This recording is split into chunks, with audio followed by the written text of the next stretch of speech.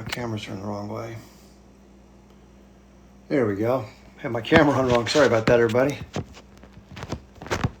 By the way, this is the first time I'm trying to go live with both Instagram and TikTok, so the signal might suck, and if it does, I'll have to drop probably the Instagram side. I apologize.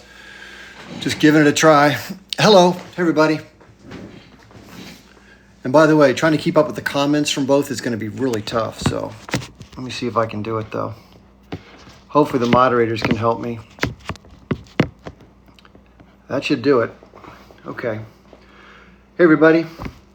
This is going to be an Instagram and TikTok live. I have my phones right next to each other. Hey, Maz.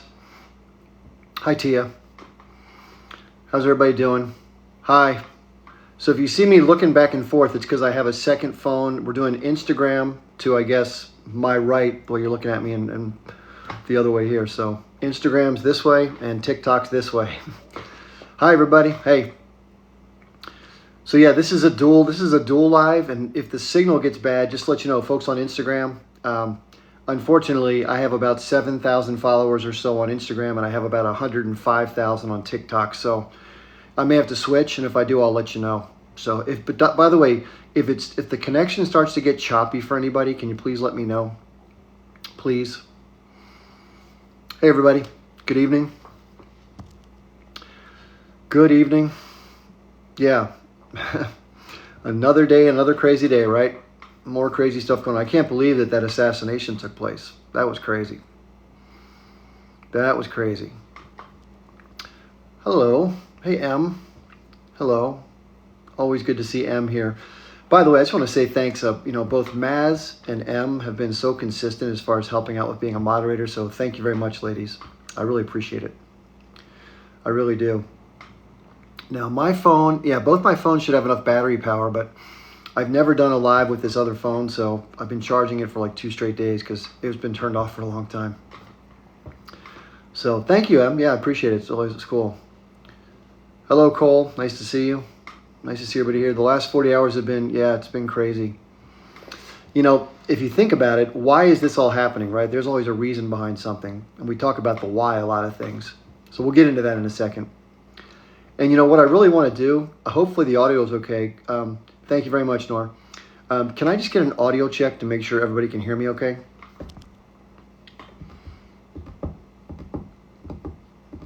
I guess people can hear me because I've been talking on TikTok. I haven't checked the Instagram connection yet. So yeah, there may be people on the Instagram side that don't really know who I am. So I'll do a quick overview of my background so people know who I am. Let's give it a few more minutes for people to trickle in. But yeah, you can see, somebody pointed out, if you can see right above my head here, I got the paper towels. I got, when you buy like a 12 pack, it's cheaper. And so people say, what are you, a prepper? No, I'm not a prepper. Those are paper towels because when you live with a dog and 2 cats, there's just messes you have to clean up. And using rags is, it's like having the old diapers. And by the way, if you don't know this, this is crazy. When I was growing up in like the 1970s as a little kid, they had these trucks that would come out to people's houses. I'm not kidding you. I'd say I shit you not, but it'd be too bad. They would literally, you'd have these cloth diapers that would get soiled, and then you'd put them in a bag, and then trucks would come pick up the dirty diapers and drop off new ones. And it would just go back and forth like that forever. So we can have a society where we reuse stuff. It's possible. Now everything's disposable, right? You buy, a 30 pack of Huggies or whatever. Anyway, so different world. But yeah, disposable diapers. Think how many diapers get thrown away in a year. Just unthinkable.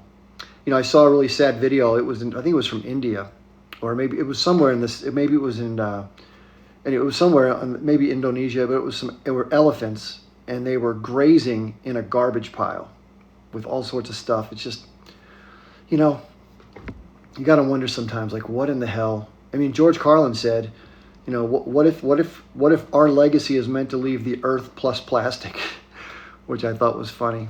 Yeah, thank you for the mic check. I appreciate it. But yeah, not when somebody says, are we talking about diapers for the IDF? First of all, how dare you call them the IDF? They're the IOF or the ITF, right? You got to get the language straight. No, I really hope, just to let you know, I hope to get a guest here tonight that is pro-Israel, because I've had a lot of people in my comments on my videos or in just direct messages. I actually had somebody, gave my email address out a couple lives ago to somebody who was going to provide me evidence, and I got flooded with all these emails of all this stuff, like you're a moron, you don't know what you're talking about, you're spreading misinformation, all that kind of stuff.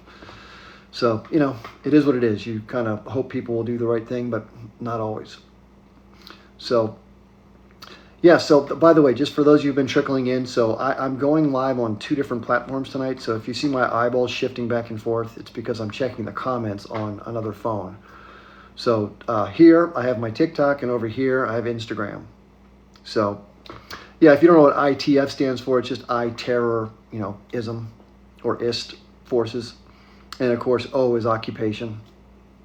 So a lot of people use those terms instead of IDF. But anyway, hello, Miss Farmers. How you doing? Or Mr. Farmers, Mrs. Farmers. I'm sorry, it's hard to. In fact, let me show you this. This is going to be a new experience for you all. My glasses. So I use these when I'm trying to look at my phone close up and I'm looking at really teeny text. So I'm not going to put you through the hell of this tonight, but I do use them once in a while. I can still see pretty well without them, but the days are coming when I have to wear them more or get contacts or something.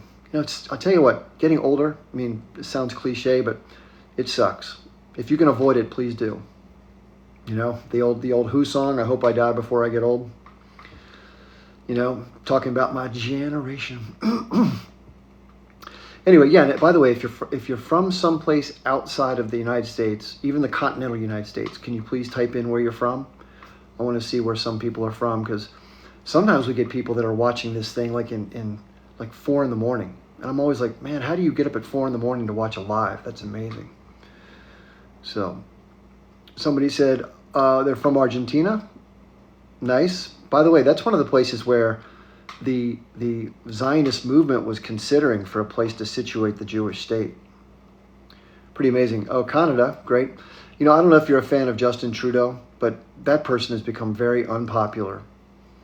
And Canada has really changed a lot in the last 10 years, I went skiing there when I was a kid, and I've been to Montreal in the summertime, but, and I've been out to, British Columbia, out there, which is beautiful, by the way, Vancouver and stuff like that. It's breathtaking. But somebody says they're originally from Bolivia, but they're in the state of Virginia. Australia, it's 12 noon. Well, welcome from down under, as they say it. Somebody's from Maryland, nice. The Old Line State, if you don't know what that is, that's the name of Maryland. It's the Pennsylvania line was a dividing line between North and South during the Civil War. Mason-Dixon line, they called it. Well, I'm trying my best, right? So someone just said, great, you can multitask. Trust me, it'll be a balancing act. So, by the way, just to let you know that, so one more time, I have 2 phones going at the same time for both Instagram on this side of my shoulder and then TikTok on this side. So I'm going to be getting hit with comments. Please don't get offended if I don't get to your comment, because I'm not ignoring you. I'm just bouncing back and forth the best I can. Somebody says near the DC line. Okay, yeah, that's like I guess that's like PG County, Montgomery County, that kind of stuff. I know the Maryland, Delaware, Virginia Peninsula pretty well. That's the general area where I'm from. So thank you. Oh, hi April. Thanks for the support, by the way. Some April says, I have a lot of family in Lebanon. Yeah, Lebanon's in big trouble. We'll talk about that. So yeah, it's concerning. It's bad. But somebody says the volume needs to go up. Is that here on Instagram? It may be because my phone is sitting on, I have to prop it up on something, and so it may be the thing that's propping it up is causing the volume. So I apologize. What is this about? Someone on the Instagram side is asking me what I do. Okay, let me introduce myself for those of you who don't know me. So my name is Chip Barnes, and I'm an Army veteran. I live in the United States, and I discuss things like geopolitics and different things that are going on in the world, a number of other subjects too, but primarily geopolitics. And so this incident within the Israel-Palestine conflict falls under that. And basically I'm like an analyst. I'm not a news guy. I kind of do commentary, and I try to share. I was lucky enough to learn about the Israel-Palestine issue when I was younger, when I was 21, and I'm 56. So I've had about 34 years or so to look it over, give or take. and try to study things like, the different peace accords that try to go through, the different conflicts over the years, what's actually happening inside of the territories versus what we get told or don't get told. So if somebody says at 48, you made me want to go study it's a great thing to study. There's so much going on. I mean, just to cover what's going on right now is tough among the world, but go back in history too. It's a lot to cover, right? So you can only cover, a little bit of, there are people that are subject matter experts in different ones. I don't know all the details of anything. I know more about this conflict than others, but I know a lot about the Ukraine conflict, but again, not every detail. I'm sure there's people that come up and school me, right? But it's not about knowing every detail, right? I mean, no one's going to know everything. And the other cool thing about admitting you don't know it all, because nobody knows it all, but as you learn new stuff, no. When I say Lebanon's in big trouble, I don't mean it as far as they can't defend themselves. I didn't mean it that way. What I meant is they're being put in a very difficult situation because Israel's now attacking Lebanon, obviously. They assassinated somebody in Beirut. He was a high-level Hamas member, ranking member. Not the very top, but pretty high-ranking. And obviously this is an effort, other people have said this too, this is an effort to draw Israel into the war. To draw the United States in by virtue of drawing in Hezbollah. Josh asks, do I think that, quote, we can stop that lobby? I'm assuming you meant the Shmisraeli lobby. They have a lot of power, right? But they're a factor, and there are other factors that come into play. So, there are a lot of variables coming to bear. You have corporate interests, you have, the weapons manufacturers, they want conflict to continue, stuff like that. So, but, we've seen what's been happening. Recently there's been more U.S. condemnation publicly, which is good. But, it's actions matter more than words, right?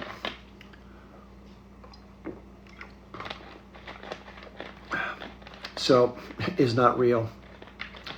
Yeah, some people use that term "is not real" to describe Israel. I don't know. I don't say that usually, but I can understand people who are upset about it. So, by the way, I have my web browser just to the left here by the Instagram folks if we need to look anything up. So, anybody know who John Pilger was? He was a really good documentary filmmaker. He died a few days ago. Unfortunately, he was like 80. He was Australian, for those of you from Australia. But it's always hard to lose good people who really care a lot, Yeah, by the way, if you can do me a favor, I don't know how it works on Instagram, but I think there's also the same thing. For TikTok, if you tap on my head like this, it increases the hearts that come out, which increases people getting notified about it, I guess, or whatever. I wish I made more money. That'd be great, but as I was jokingly telling some people, for those on Instagram don't know, when you go live on TikTok, you get what's called live bonuses. So I'll be on sometimes for 2 or 3 hours, and it'll say, "Congratulations, you've made 7 cents." I mean, I'm not kidding you. It's unbelievable. So, I don't know exactly who's getting what, but anyway, it's funny like that. So no, somebody called somebody an Uncle Tom. That's not a nice thing to say. Yeah, court size. Listen, you've made a couple good points. Thank you. I think the moderators are saying, don't keep typing the same thing, although I certainly appreciate the compliment. Somebody says, where do I place myself in the political spectrum? That's a good question. It's changed over the years. I grew up in a very conservative household, which means that my family was voted for Ronald Reagan. If you don't know who Ronald Reagan was, he was the president in 1980 after Jimmy Carter. And he served for 8 years, and then his vice president, George H.W. Bush took over, excuse me. So I was initially conservative, kind of had a lot of that going into my mid to late teens, and then started to learn some stuff, right? The more you start to learn, it shapes your views. And so I'd say I became more liberal, but I've since broken from that over the years too, because I don't think either ideology has it all figured out. There's probably a mix of both that kind of makes the most sense. But in terms of, I'm more of an ecological thinker in terms of what I care most about. So I'm not so much concerned about the ideological aspects of it. I'm concerned about the outcomes. And so I want there to be good outcomes for humans, right? Who doesn't want to have a better lifestyle, get people out of poverty, that kind of thing. But I think human beings need to be in balance with what supports all life, right? And we know from different indigenous societies that they figured it out. Like they just live within the means for the most part of their ecological system. And we're obviously not doing that, right? We're doing a lot of heavy duty industrialization, exponential economic growth, damaging of ecosystems, pollution, extra CO2 up in the atmosphere, which is increasing the global mean temperature over time. The oceans are heating up, acidification. There's just 20 or 30 different markers that are really out of whack.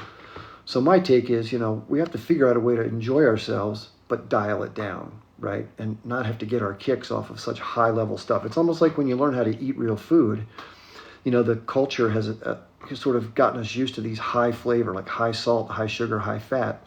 And so it's really hard to you don't crave vegetables when you're eating that way, right? So I wish I could bring up a picture because I don't want to do it because the Instagram folks can't see it, but I made this massive, and I'll get back to my beliefs in a second. I'm kind of veering off the track here. But I made I make these massive kale salads. And for those who don't know, I hated kale. Like I would never have touched the stuff like even 10 years ago.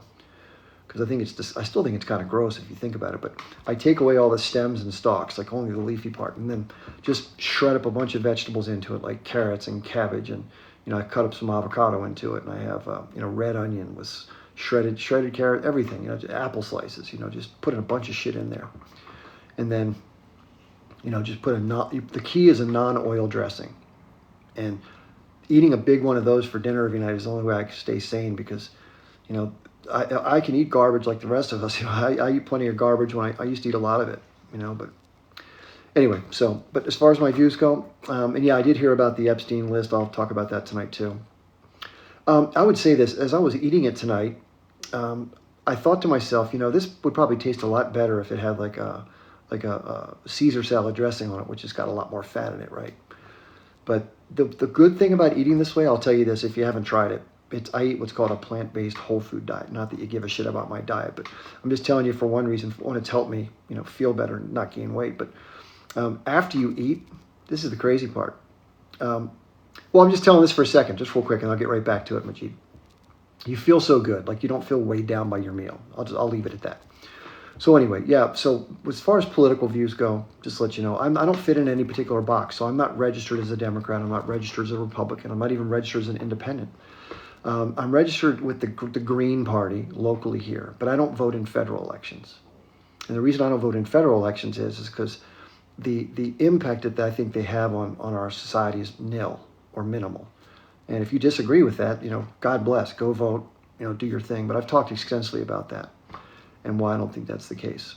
So anyway, everyone's got different takes, which is great. We're all a product of our experiences and our upbringing. And by the way, we all, whether you know it or not, Americans and Israelis are two of the most heavily propagandized groups on the planet. And we all think of things like North Korea or Russia or China, but we're at least or way worse than they are in terms of propaganda. And Americans, we're told from birth, we're the best country in the world. Well, I'm happy. Listen, I'm happy to talk about issues that people want to hear about. I mean, if I announce myself as being geopolitical and I start talking about salad, I can understand why that might frustrate somebody. So fair enough. But so we talked a little bit about this. So for those of you who don't know, okay, let me just finish my bio and I'll get back to it. So I was in the first Gulf War. As I was on the front lines in a tank unit. After college, I was in the Army and I was serving in Germany. And at the time I served, the wall was still up, meaning that the Soviet Union still existed. And so we were basically the first unit that would have been hit by them if they were to invade, Western Germany. It was West and East Germany when I was there. They since unified in 1990 when the Soviet Union fell. But anyway, so we were in the desert, and our job was to move the Iraqi military out of, was Kuwait. They had invaded and occupied this small, Gulf state called Kuwait. So, at the time I was young, didn't know as much, but that sort of created my curiosity, especially with what I learned about, the Israel-Palestine issue in my senior year of college.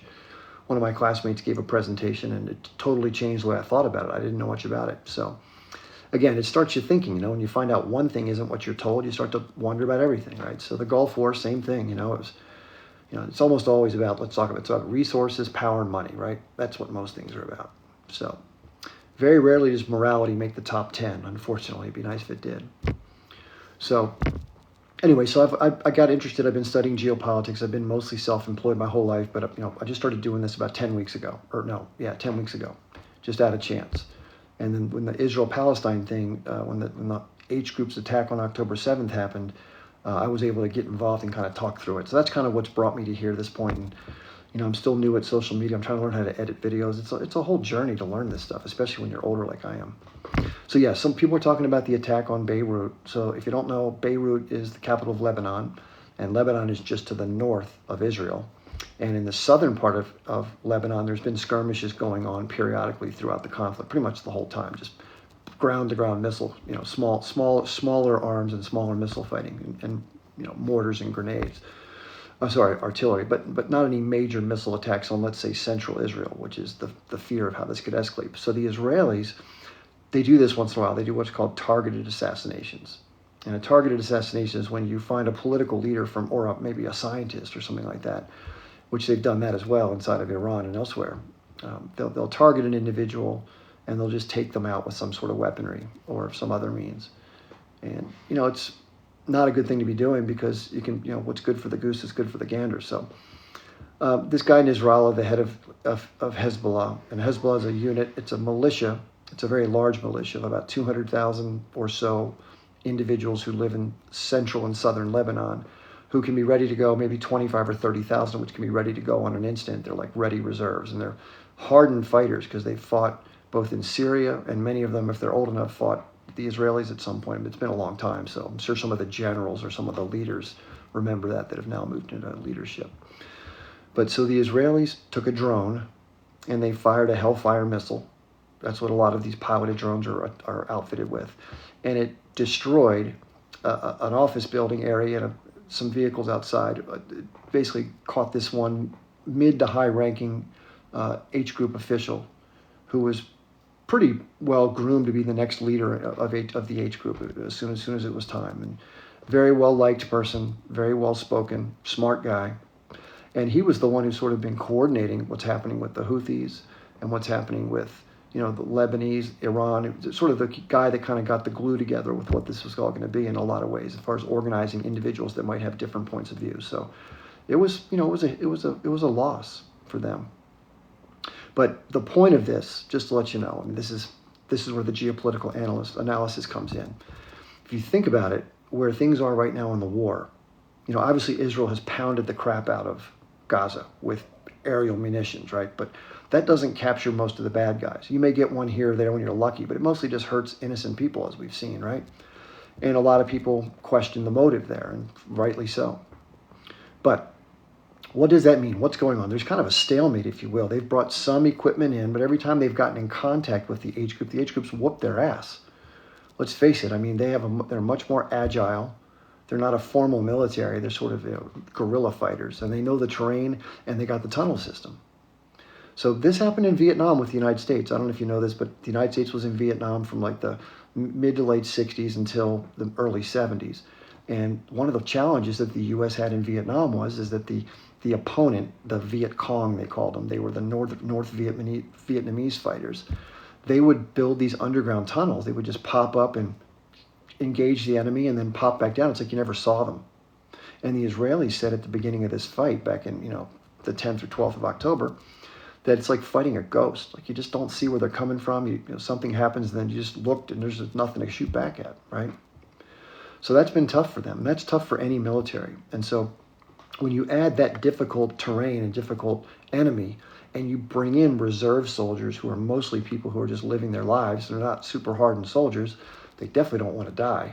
They don't view an afterlife as a big reward or some, like a lot of people who are of the Islamic faith, many more think in that regard. They're not afraid. It's actually an honor to become a martyr fighting for your cause.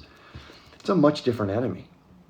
The enemies that I fought when I was in the Iraq War, they were all conscripted soldiers, and they didn't want to even fight. We took most of them prisoner, the ones that were, that didn't get harmed in the combat. And I think that a lot of the Israeli reserves are more than not that way. They just don't really want to be fighting, right? And most of them are having, mental breakdowns. There's all sorts of videos showing these unfortunate, you got to remember, the people that fight the wars for a country don't always espouse the political reasons for the war, right? I didn't when I did it. So it's unfair to look happily on the demise of individuals in a fighting force. But the ones that I have the ones that are arrogant and they laugh and they harm women and children and they just do nasty things, I got no problem with whatever happens to them, right? No matter who they are on both sides.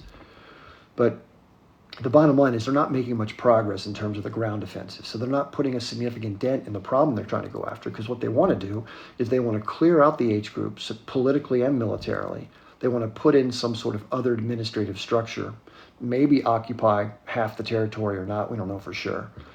And then, try to figure out what's going to happen next. Some people believe they're trying to push everybody out, but we don't know that for sure. People have said things like that, parking lot, these kind of conversations. So we'll have to see about that. But the goal is, if the Israeli military is struggling to take out the more difficult part of the operation, well, what do you want to do? You want to find someone who can help you get it done, right? Now, it's an interesting side note, which I haven't been paying much attention to, but somebody brought it up in a video that I watched. A lot of Indian fighters, and if you don't know much about India, you have Hindu and you have Muslim. And there's a lot of consternation, especially in places like Kashmir between Pakistan and India. They don't like each other, right? It's like how the people in the west of Ukraine view the people in the east, which are Russians versus nationalists from Ukraine. And so they just don't like them. So they're having an opportunity to go in and try to unalive people who are Muslim. It's like, for them, it's like, that kind of thing. So there are a lot of forces from India that are involved in the IOF effort. So, but again, it's a difficult enemy. So I think what people are seeing and saying is that the bombing, the Hellfire missile attack that took out this particular high-ranking member of the H group was an effort. It's going to continue to be an effort, including the bombings that are going on in Lebanon, to try to draw in Hezbollah, to try to get them to counterattack in a massive counterattack, right? And what would that lead to then? Well, there's going to be an escalation. If there's a major escalation into a regional conflict, it's going to draw on the United States, right? Because Israel's our ally, or the ally of the United States. I hate to use the word "our" because I don't agree with that stuff. And then the Israelis are going to get what they want. They're going to get more support militarily, and they're going to get more money, and it's going to become, a more entrenched, more rationale to do what they want to do because we're at war, right? And everything's fair. You've heard this. Everything's fair in love and war. You've heard that before, right? So we have a few people in the guest queue here. Just to let you know, for those who are watching here on Instagram, thank you for being here. We have a pretty sizable audience on TikTok, which is why I'm taking the comments mostly from there. I'm not trying to ignore you. What I'll do is, when we have a guest that's speaking, I'll pay more attention to the queue. So if I missed your questions, I apologize. We have a regular attendee named Sister Libre. So, I usually go on for about a half an hour. I kind of hit my mark. So let's bring what she wants to talk about tonight. Hey, Chip, can you hear me? I can. Yep. Awesome. I have actually three things that I wanted to mention. Okay. One was as I was, and just for everybody here, hi, my name's April. I, have been watching Chip's lives for a while. Love his content, love his lives. So thank you, Chip, for everything you do. But I have three things. The first one is when you were talking about the propaganda that we are exposed to for those of us in the United States, Yeah. I watched the Trevor Noah special, and I think he has a unique perspective because he grew up in apartheid, technically illegal. Yeah. And so his comedy special, one of the jokes he makes is talking about the way in which our national anthem is played before everything. And he was saying, and it was enlightening for me because in other countries, they don't play it unless you're playing an international team. And here we, our high schools, it's just interesting the way that is kind of shoved down our throats and that Yeah. it's played everywhere. It's just kind of something I wanted to note that, for those who didn't see it, it's just an example of one of the ways in which we are so in our Pledge of Allegiance that kids do. There's just so many things that we do that we don't realize how much we're being brainwashed to be loyal to the system. Yeah. So that's the first thing. But the second one was you had a person on, I don't know if it was yesterday, the day before, and I was on your live and then I was going to request to come up, but then I had to leave to do a work call. But it was a man named Zach, and he came on and he was giving you this criticizing Liam, who had been on Right. your live, right? Yeah, Do you remember that? I do. Well, I just wanted to say to you, because I wanted to say it that day and I couldn't, that I don't think, you can run your lives however you want, but and you were saying like, well, sure, I'll have the other side. And you could do whatever you want. But when you think about what is at the core of Zionism in the root, which is their entitlement to land that really belonged to somebody else. It's their belief that their religion told them that even though many of them are Caucasian and hail from other parts of the world, that they have the right to displace people native to that land. Like, I'm just telling you that, like, if you don't want to platform that, I don't think you should feel like you have to.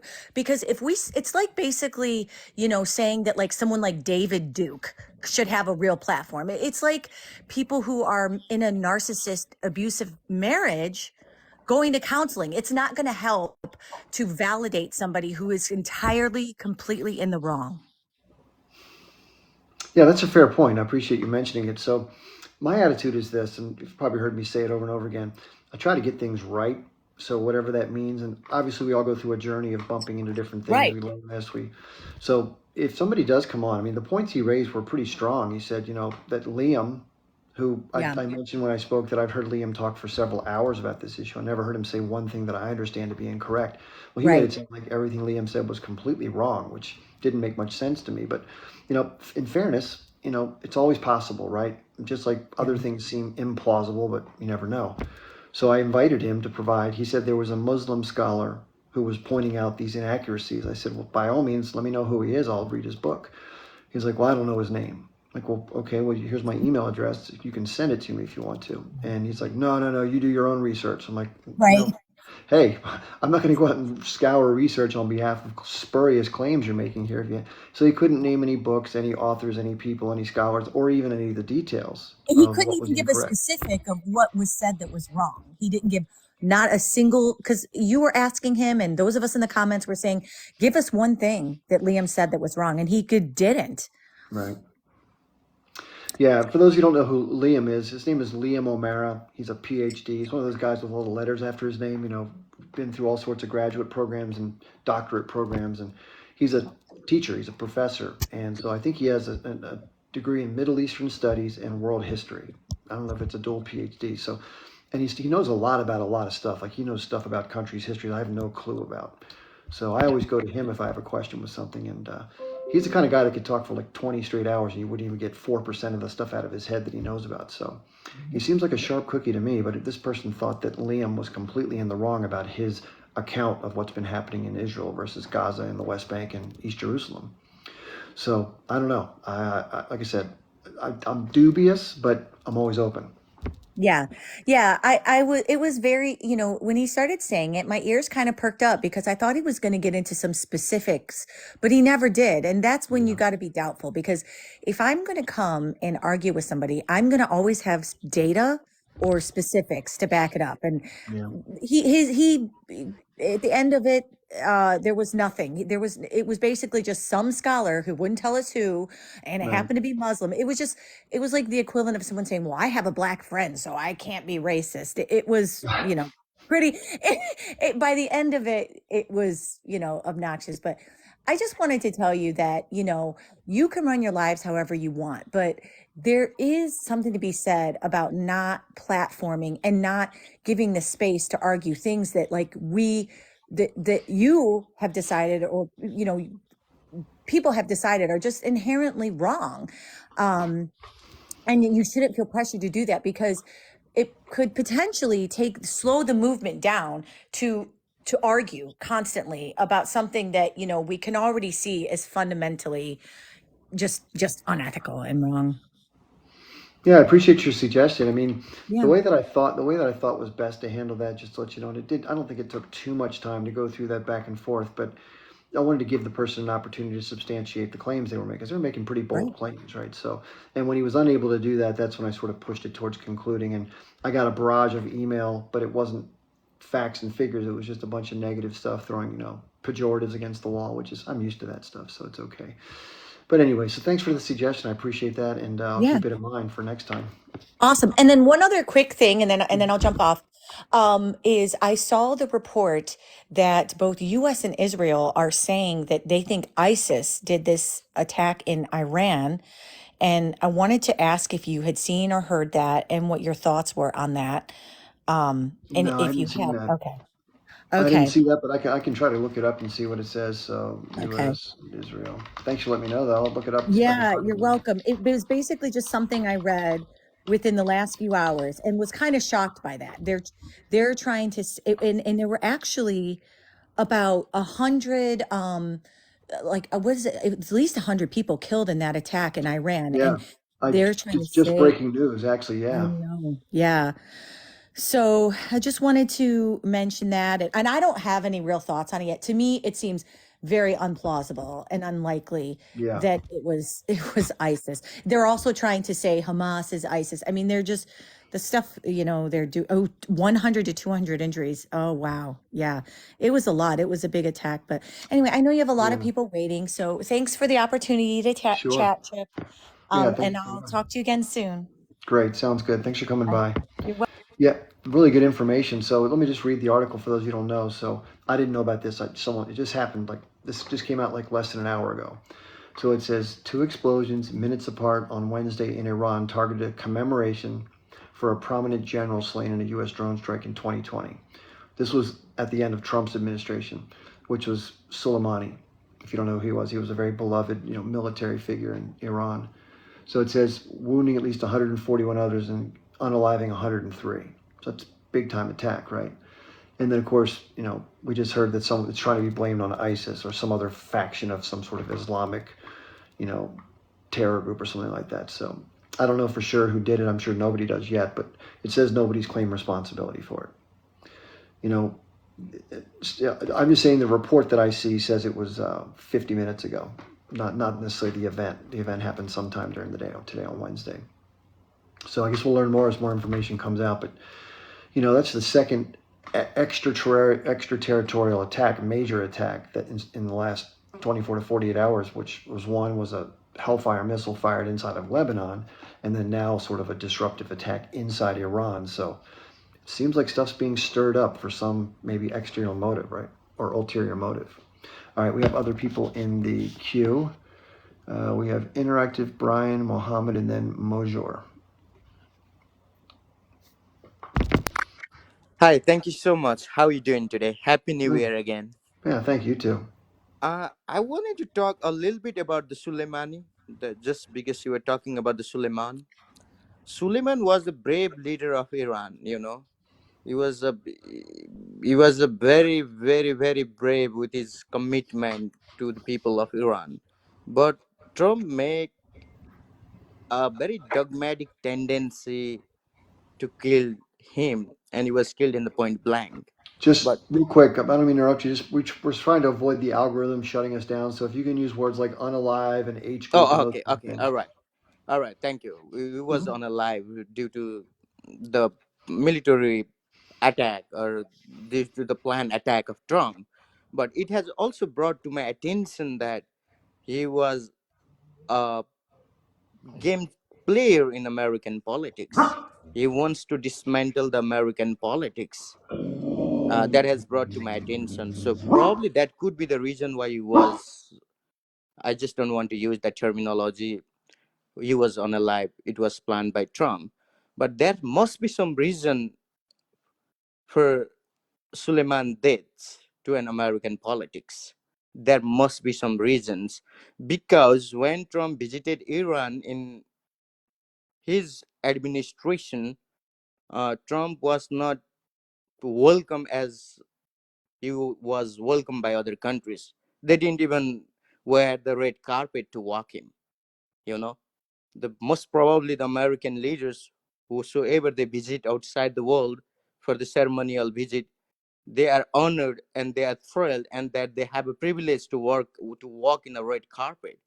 Trump was not allowed. Like, that could be the reason too. But Suleiman does have some dogmatic tendency of matroliism, to dispute the American politics. I think that could be the reason of his death. My solidarity to that man, because the man was very great. Now I wanted to talk about Israeli and sorry, my neck. I have a sore throat. I want to talk about the Israeli and the Palestine now. I'm going to come here.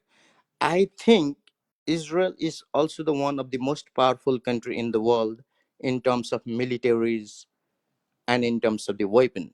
They do have a nuclear nukes. I think Israeli can have an encounter or can have a battle to any countries in the world. So, but the crisis here is why the United Nations, UN, is not paying an attention to Palestine and Ukraine, I mean, Israel, to bring them in a diplomatic note. Because Israeli people, they do have their right of integrity. Their territorial integrity is very important to them, number one. Number two, Israel is an independent country since 1947. The Declaration of Independence was held in 1947. Why the Palestine wants to invade the territorial integrity of Israel, since the Israel is already independent with its sovereignty? I therefore strongly condemn Palestine not to attack Israel, since the country has already been mapped out in the UN as an independent nation in the UN Charter. So that could be my conclusion. If I would, I mean, I'm sorry. I just want to. I'll bring you back. I want to just address that point. So, that's a viewpoint you could take on. So let me just provide just a little bit of context around the totality of that. Yes, the state of Israel was formed and was come to being in 1947 and 1948. So, but remember that when it was formed, historically, a lot of people were forcibly displaced off of their land.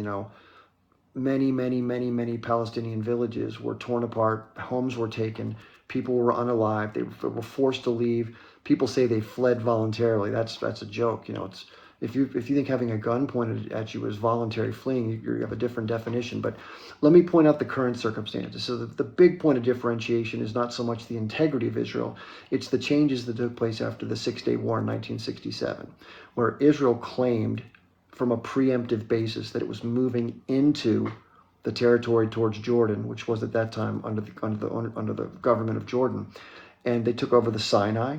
They took over what was Transjordan up to the Jordan River. They took the Golan Heights in the north, which was part of Syria, and they claimed it was theirs because they won it in war.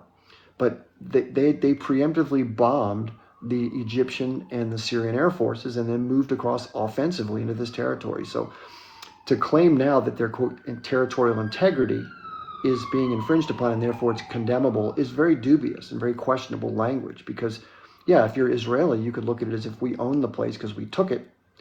But if I took your car and you came and smacked me around a bit before you took it back, would you think that I was are you to be condemned for punching me in the face because I took your car? Probably not, right? It's not the nicest thing to do to somebody to smack them across the face, but it's not unexpected, right? So I think to look at it, there's two ways to look at this, and I think the way that you're presenting it is not necessarily within the full context. Let me bring you back up and see what you think about that. Sorry for putting you on mute. I just didn't want to try to I jump have on you. one more question. Okay, I resonate. I resonate on what has been said by you, but I have a question. So, Okay, if before you ask your even question, before okay, before you ask your question, I asked you if you don't mind responding to what I just shared. Would you mind doing that briefly? sure. So even the war have a rules. If the country is independent and if the country is in the UN Charter, after the victory, the country has its own independence. The country has its own territorial integrity according to the International Court of Justice. Since the Israel is already an independent country because they win the country, won the battle, and it is in No, the UN Charter list. no, It is no, in the no. UN Let me Charter stop list. you So again. Hold on. I want to make sure you understand the context again, the law, because you're bringing up these things about legality or justification or rationality or integrity. So, according to the entire world outside of Israel, everybody has stated, even the United States, that the territory that was taken in the Six-Day War was taken illegally.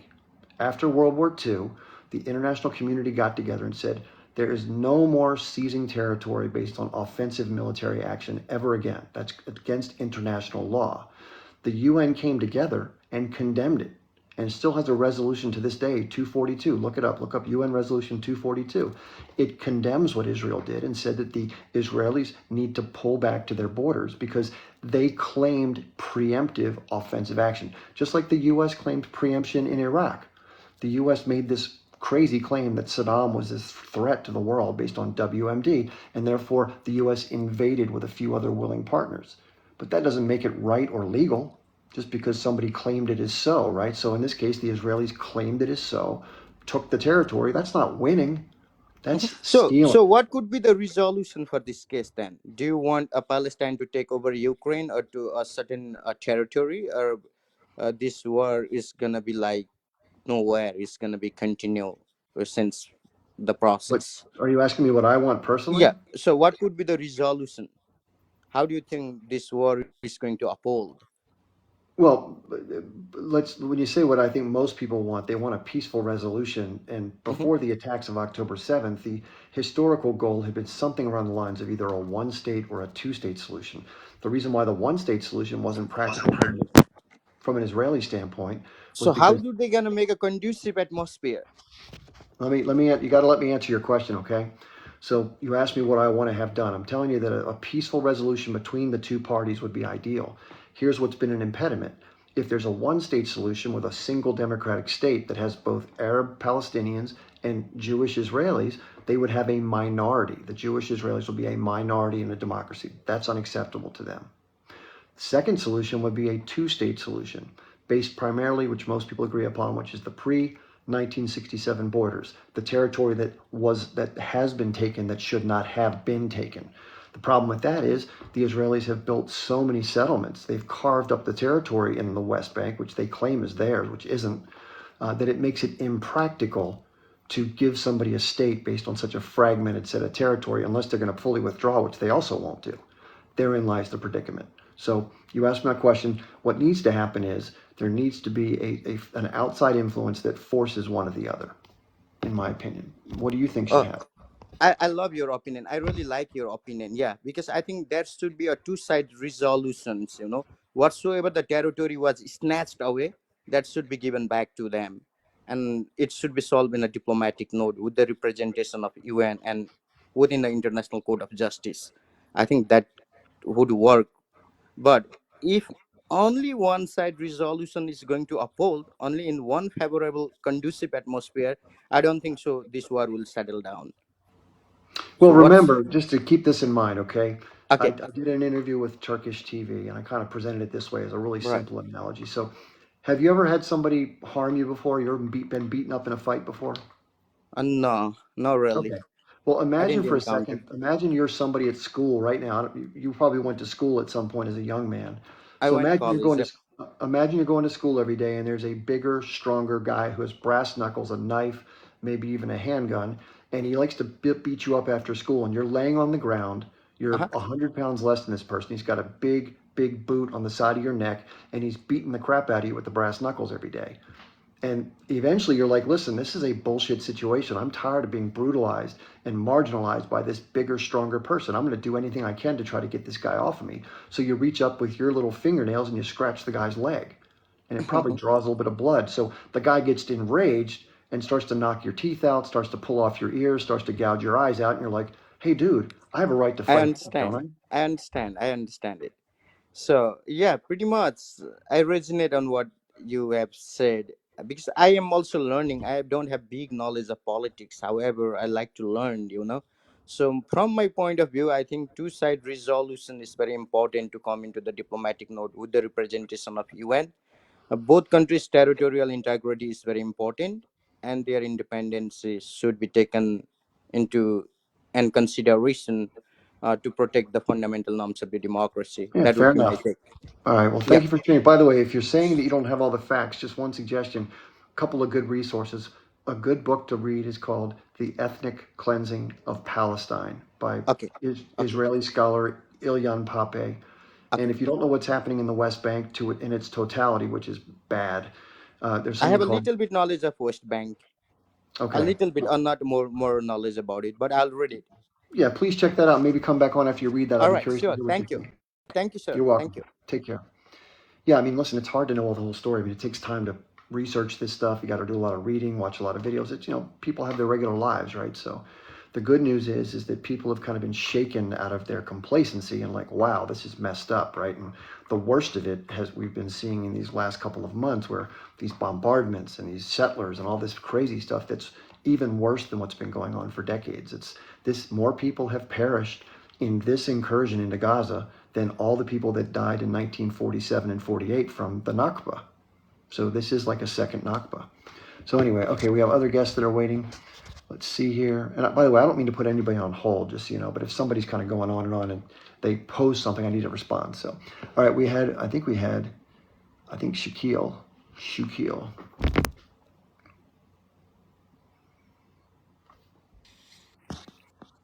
Hey, good morning from the UK, Chip. How you doing, brother? Good, thanks. Great. I'd read earlier. I haven't read any article, but I just saw. I think on TikTok about 100-ish Iranians being killed, and I wasn't sure. I don't know the details of that, but I understand now, listening to you, that this was in reference to an attack on a memorial service to General Qasem Soleimani. Yep. Who was a phenomenal warrior and a beautiful human being. And he single-handedly turned the tide around in Iraq and Syria and decimated the NATO-backed ISIS troops. The NATO-backed ISIS mercenaries who were getting airdrop supply. I've got photos, airdrops from NATO aircraft and helicopters of weapons and supplies and food being handed to them. And the reason why they killed him was because can you the please Saudis were desperate. Oh, sorry, I forgot. My apologies. Yeah, we have this new TikTok lexicon that we have to use. And listen, I think it's childish, but the algorithm catches certain terms and then bam, the live gets taken down. So if you don't mind, thank you.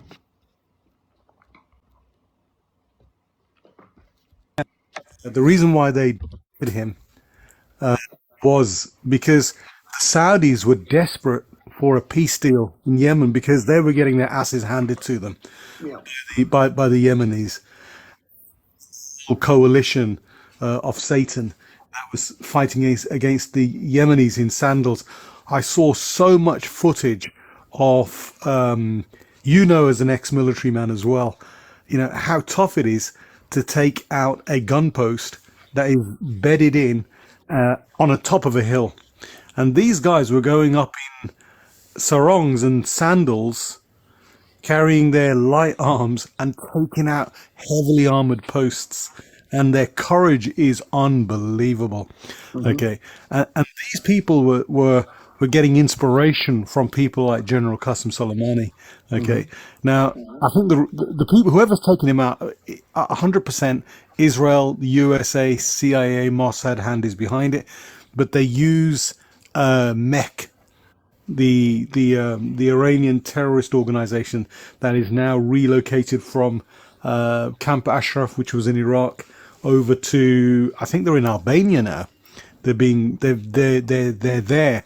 They're basically communists, but they come in very handy and they've deleted about 40,000 Iranians, police and civilians over the last 30 odd years in their campaign against the Iranian government. And the reason why I think this attack now is because the Israelis are desperate to draw Iran in. Iran has been very, very restrained. I've been in all sorts of discussions, with all the Iranian military might. Why aren't they doing anything to help the Gazans? Iran doesn't want to trigger World War III. They want to help and support where they can, and they have done. Hence the hardware, a lot of the hardware and training that the resistance has received. But the ones with the bloodlust are not the Iranians, and this is what people are now starting to understand. People are starting to see the resolve and the patience of the Iranian people and the Iranian government.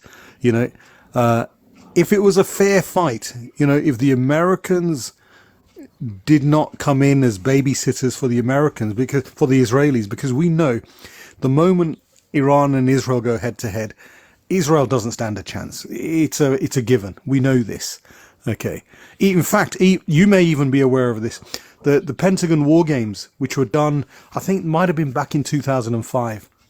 Okay, there were 3 attempts in the Strait of Hormuz, an attack on Iran. The Fifth Fleet was sunk within the first few hours. The Americans lose 10,000 troops within hours. And the Pentagon planners are told to redesign it to create a win. They can't because, you know as well as I do. You've got to put all the variables in. The variables are all known and given.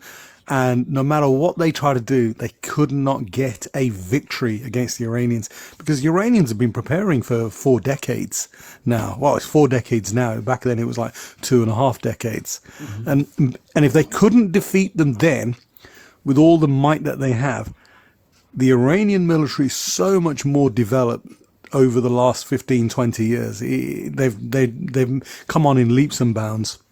Okay.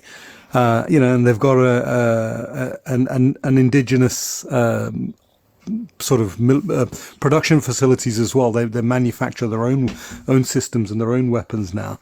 Okay, with a lot of help maybe from sort of China and Russia as well, I would imagine.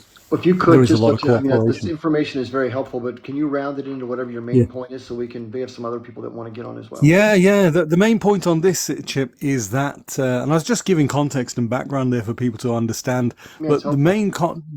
the main thrust of what I'm trying to say is the Israeli hand is behind. 100% is behind because they've done it before. They've taken out scientists. They've attacked civilians.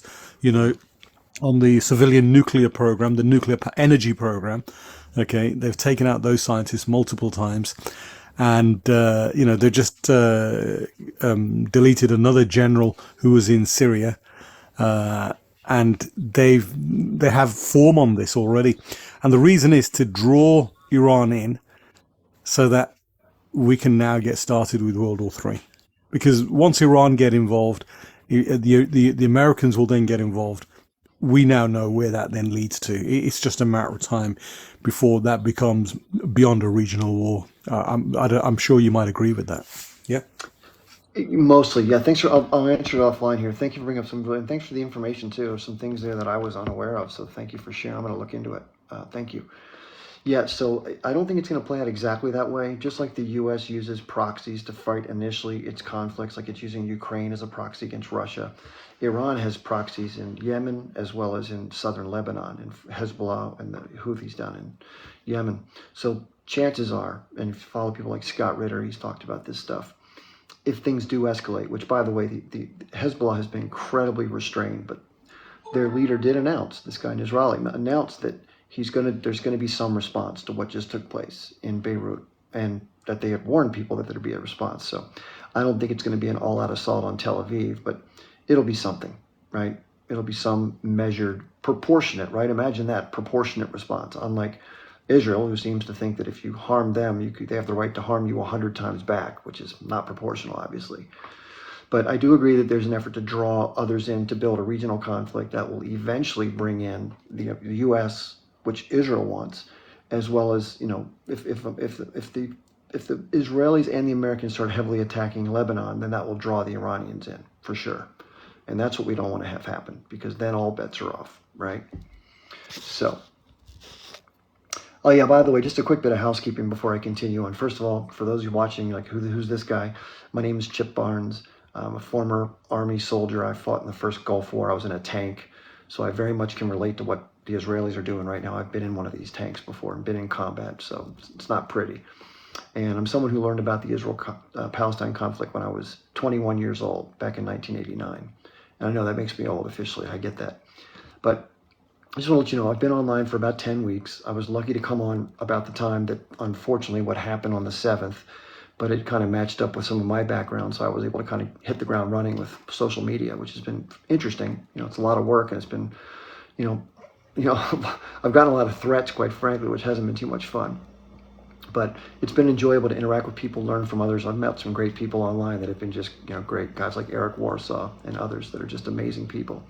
So I just want to let you know that my schedule here, I usually go live Monday, Wednesday, Friday from 8 p.m. Eastern time, like tonight, until about 10 p.m., sometimes a little longer if we have guests and stuff. And then on Tuesday, Thursday, Saturday, I go live from 12 noon until 2 p.m. or so. And the reason why I switched my schedule, I used to go only in the nighttime, but people from the Middle East and from Asia were having to stay up until like 4 in the morning to watch it. So I switched it up for they could watch it. I'm off on Sundays. I get one day off. Thank goodness. Just to let you know, for those of you who are watching on Instagram right here, I have a separate phone set up for Instagram. I usually do these on TikTok exclusively, but I'm trying to add in both platforms.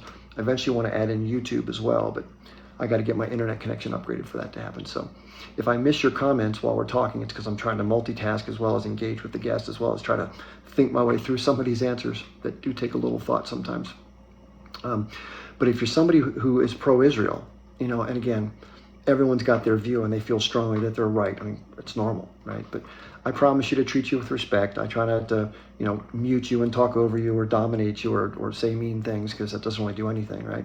And I may learn something from you, right? Or vice versa. So it's always good to be that way, I think. Just to let you know, if you're interested in the way that I handle this stuff, if you like my style or you like the content, there's a link tree in my bio. And by the way, I have all sorts of videos that go back to the very beginning of October that covers most of what I talk about during these lives. So in addition, and here's another piece of good news that's come about, and people are liking this a lot, the lives are now recorded and they're being uploaded to YouTube and to Rumble. Rumble's just another version of YouTube. Somebody else owns it, and it has a little less shenanigans. So you can post pretty much what you want, as much as you want, without getting anybody to bother you, basically.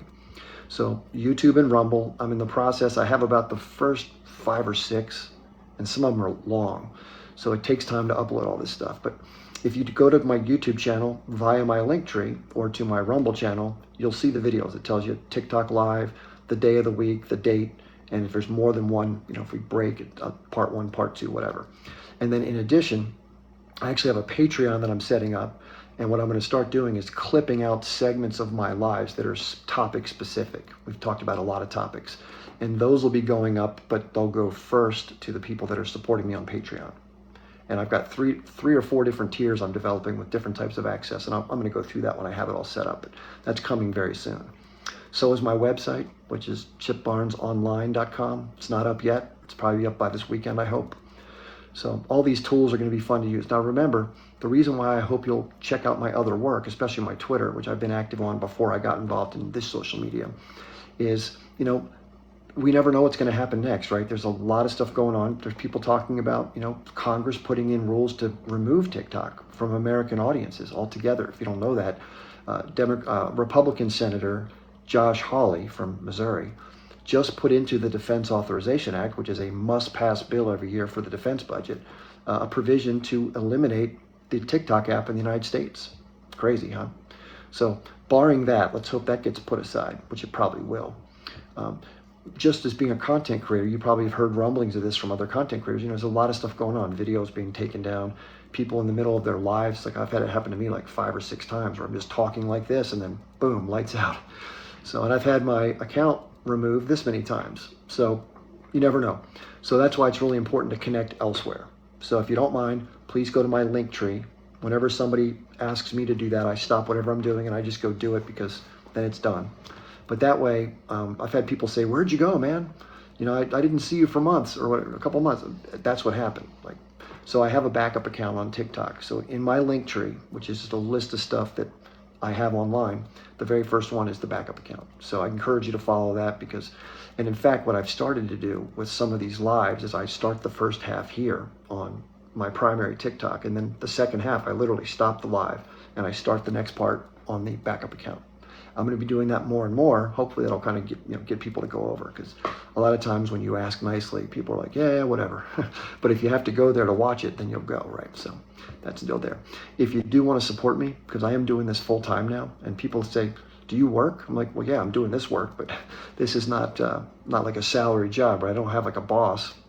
So eventually we have to figure out a way to float or sink or swim, and I want to swim. So there's like 4 or 5 ways you can support me. Like I said, the Patreon's coming along. There's Venmo, Cash App, like most people have, the PayPal, and then Zelle. So if you want, they're listed there, really simple. People have been very generous so far. So if you have donated, thank you very much. The only reason why I suggest you maybe think twice about doing the thing here on TikTok, or if there's a way of doing it on Instagram, the companies keep a large chunk. In this case, on TikTok, the company keeps 70%, which is a big chunk, right? So I'd probably prefer it, and most people would, if you gave elsewhere, so that wouldn't be such a big chunk. So that's kind of me in a nutshell. If you do go to my Twitter, last part, if you do go to my Twitter, I have a really interesting message it's like pinned to my profile. It's just my name, Chip Barnes. And it shows all the social media content creators that I've followed for a long time and that I think are fair, objective, not bought off or influenced, that you can follow too. In fact, most of what I talk about is stuff that I get from those people, because I'm never the first person to find anything out, trust me. I just, like tonight, somebody mentioned something tonight, I hadn't even seen it. And the last caller who called in, the gentleman from UK, he said some things I have no clue about. I didn't know about the Fifth Fleet or whatever. I'll have to go look into that. So, there's nobody who knows it all, right? So that's a good thing. Okay, so we have other people in the queue. Let's bring them up. I think we had Mohammed, and then, actually, HQ gets to go first. By the way, if you do ever donate through TikTok, you get a little emblem next to your name. And there's a couple benefits that come with that. It's like $6 or $7. If you're asking questions in the chat, you get your questions answered right away. I'll always say, hey, if you come on. And then if you come into the guest queue, like this person did, HQ, you get to go to the top of the line. So that's why I'm taking HQ, then Mohammed, then Nate, and then Major.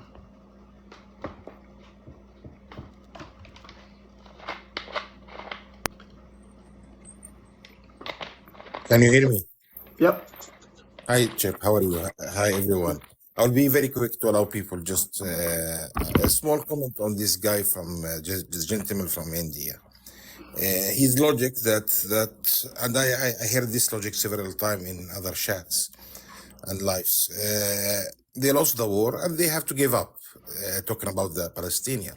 He totally forgot that Britain occupied India for over 200 years and nobody asked them to give up. So that's why we are very angry as Arab or as Palestinian, because they don't apply the same standard on us. If I learned a lot from my father, but if you accept people to occupy you and not to fight back, you're being unreasonable. As again, India was occupied by British for 200 years and they lost the war. So why he is asking the Palestinian to get over it? Nobody asked them. That's a quick comment. Thank you, Chip. Okay. Yeah, but fair point. Let's flesh that out a little bit. Yeah, it's totally reasonable. I mean, let's put it in perspective, okay? For my country, the United States, our country was occupied by the British, as was India.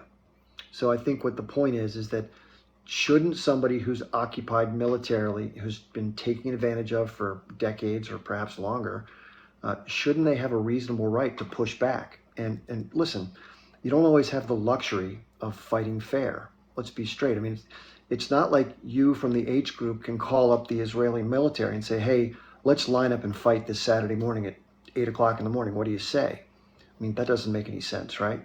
In fact, if you go back to American history and elsewhere, when you have people that are occupied, they don't like it. It's a normal human reaction, right? No one wants to be under someone else's control. But the American patriots, as we called our founding fathers, who resisted the British and were able to successfully overcome the British occupation, they would do horrific things to the British, if you don't know. I mean, for example, they would fight unconventionally. They didn't line up and try to fight the redcoats. That would be stupid, right? Just like we talked about, you can't schedule a battle with the Israeli military. It'd be idiotic and you'd get crushed. But the U.S. would go into houses that the British had taken from the colonists, and they would just run roughshod and just basically unalive anything in sight. Not so much because they wanted to hurt women and children. That wasn't the thing. They're trying to send a message to the occupier that, hey, if you're going to stay here, you're going to have to encounter this kind of stuff because you're doing the wrong thing by us, so here you go. That's the thing. And just with that keeping in mind, people keep saying that the H group or others who are trying to push back against what the Israeli Zionist movement is doing are against Jewish people. Nothing could be further from the truth, both ethnically and religiously. Let's face it. But there is a flavor of European Jewry, which is Zionist and Ashkenazi, which pushed forward the formation of Israel through this guy, Lord Balfour, who was from Europe, and also Herzl, and also this guy, Chaim Weizmann. These are people from European origins. Give them a DNA test. They don't have Canaanite DNA. They're from Europe. Now, not everybody who lives in Israel is of that lineage, because there were some Jewish people that lived in historic Palestine alongside of other Arabs, Muslims, and Christians, that they cohabitated the region together. But the problem is that the percentage of people that were Jewish was much smaller initially. And then as time went by, as more people migrated where other countries didn't want Jewish people to be, they were welcomed into and assimilating into historic Palestine. Now, nothing's perfect. Not everybody got along perfectly. And yeah, there were some atrocities here and there, but it wasn't like complete war. It was like sort of an integration that was happening with commerce and stuff, just life went on kind of thing. And then this idea came about to how can we get ours for us? And that's what's caused all these problems. So it was this. So my point is that one man's T word is another man's freedom fighter. And why should somebody give up the hopes for autonomy just because you say, I don't like your tactics? I mean, if you were under that, if you had that same boot on your neck, would you want somebody lecturing you about the tactics you're going to use to get it off of you? I wouldn't. Anyway, food for thought. I can understand the outrage of what happened. I get it. It's like a gut punch. It's horrible. But you can't expect to have freedom from consequence when you oppress somebody else for long periods of time. And on top of that, you mistreat them horribly, unalive them, and do all sorts of crazy stuff that's unthinkable for maintaining your own security. In fact, it's self-sabotaging in my view to do those same things, because for every time you mess somebody up, unalive their parents, or people get pissed and they just want to get back at you even more, right? Anyway, that's my view.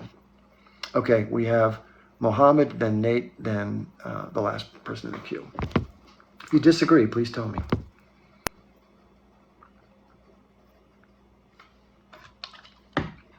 Hello, Chip. Hello. Thanks for having me on. First of all, I must say your intellectual bravery and tenacity is inspiring. I've been following you for a while. I know you were under tremendous pressure not to stand for your truth, for historical facts, right? And okay, then I'll say to the Indian guy, maybe who was before the British guy, I think he's Indian or Pakistani, but likely Indian. I'm very impressed by the way you were able to bring him on, right? He has all this misinformation, biased view, but you calmly and slowly brought him over by explaining facts to him, to the point where you made him acknowledge that what he was saying was incorrect. He eventually agreed with your view. I mean, I love that. I mean, that was great. Now, to a larger point, there's a growing consensus in the Pan-African movement that, I know you're very interested in geopolitics, right? International politics, that Africa should withdraw from the United Nations, from all the Western organizations like the IMF, the World Bank. They've been a serious hindrance to the progress of Africa and all the exploitations and all that. What's your view on that? And then eventually that the entire African continent should join the BRICS, right? Just like South Africa, what's your view on that? Well, you have to look at the history of what's happened. I mean, just like there's been criticism from the Israeli side about the fact that the people who live in Palestine and the territories, that they haven't developed, right? That's one of the criticisms, that they're like lesser because they haven't developed. Well, why do you think that's the case? If you look at what was going on in historic Palestine before the Nakba, that wasn't the case. There was all sorts of infrastructure and life and culture. But when you put somebody under the thumb of a military occupation and you control their entire life, what do you expect them to be able to do? They can't do anything because you're not letting them do anything. And just like that in Africa, the colonization that's taken place over the last 400 years in Africa has been obscene. It's been disgusting. And there's still elements of that going on. It may not be physical occupation, but it's economic subjugation. If you read a book by John Perkins called Confessions of an Economic Hitman, it'll tell you how these modern day tools of basically subjugating a country through debt instruments and through development projects that leave them saddled with debt. Maybe you had a more compliant leader who initially entered into these agreements. They're long gone, and now the population and the new leadership has to try to navigate these terribly, terribly arduous situations from which they can't get under. And therefore, the corporations will come in and say, well, because you can't pay back your interest, we'll forgive your interest payments for a few months if you let us have your water system, and we'll privatize that. Or they call these things structural adjustments. So getting back to the question, do I believe that African nations should push for independence and maybe withdraw from the United Nations? I don't know if that's necessarily necessary. It can be but I think forming a Pan-African League would be very smart. And I think welcoming more development from people like the Chinese, because the Americans use a very hard-handed approach, a lot of sticks, very few carrots. And the U.S. uses its financial leverage to basically force people to do what it wants, versus the Chinese, who I think are a little more conciliatory in their business practices, and others. So, and with the BRICS nations, that's Brazil, Russia, India, China, South Africa, that are forming this alternative bloc for finance and trade, that's going to only be growing. There's like 24 countries that are on deck to come in 2024, and others who want to come in that are all being pre-screened, and it's going to be a big change. It's the writing's on the wall, so to speak. So, I'm all for people using their resources and their autonomy to their benefit of their people, not to some foreign investor or some foreign occupying power or an economic entanglement that creates the same dynamics as if they were occupied. I agree. Because, actually, currently at a smaller pace, countries like Burkina Faso, Niger, and Mali have withdrawn from France, right? They've literally chased the French out, told them to leave, just completely pack up and leave. That's inspiring other countries, like particularly, the citizens. The governments may be a bit hesitant, they play the double game, but the citizenry itself is actually, they would want to totally withdraw from these Western, institutions, not to cut off relations totally with them. Of course, that's not possible. We live in a globalized world. To have a different kind of relationship, right? Because historically, as you said, it's all been exploiting the resources and dividing and conquering, right? The few that dare to say no, they will either take you out of power, assassinate you, and then who knows what, right?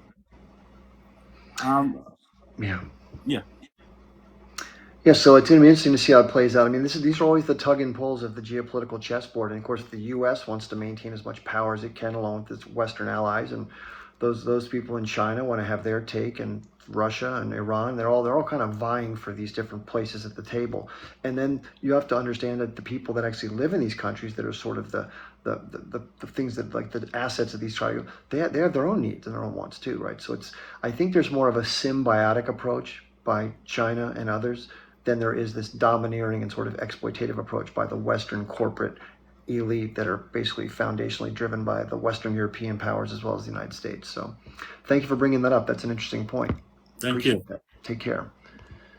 Yeah, I think we're going to see more of that as the U.S. loses strength towards the late stage of empire with the unwinding of the SWIFT and the hegemony of the U.S. dollar, and just the inevitable demise of the U.S. dollar as the reserve currency. It's the writing's on the wall. It just takes a while. A lot of dollars are in a lot of places. It's going to have to unwind, but it's happening. And there's going to be a gold-backed sort of Chinese or basket of currencies from the Far East that's going to replace, for the most part, many dollar-based transactions over the coming 15 or 20 years. And that's going to make a big problem for the United States.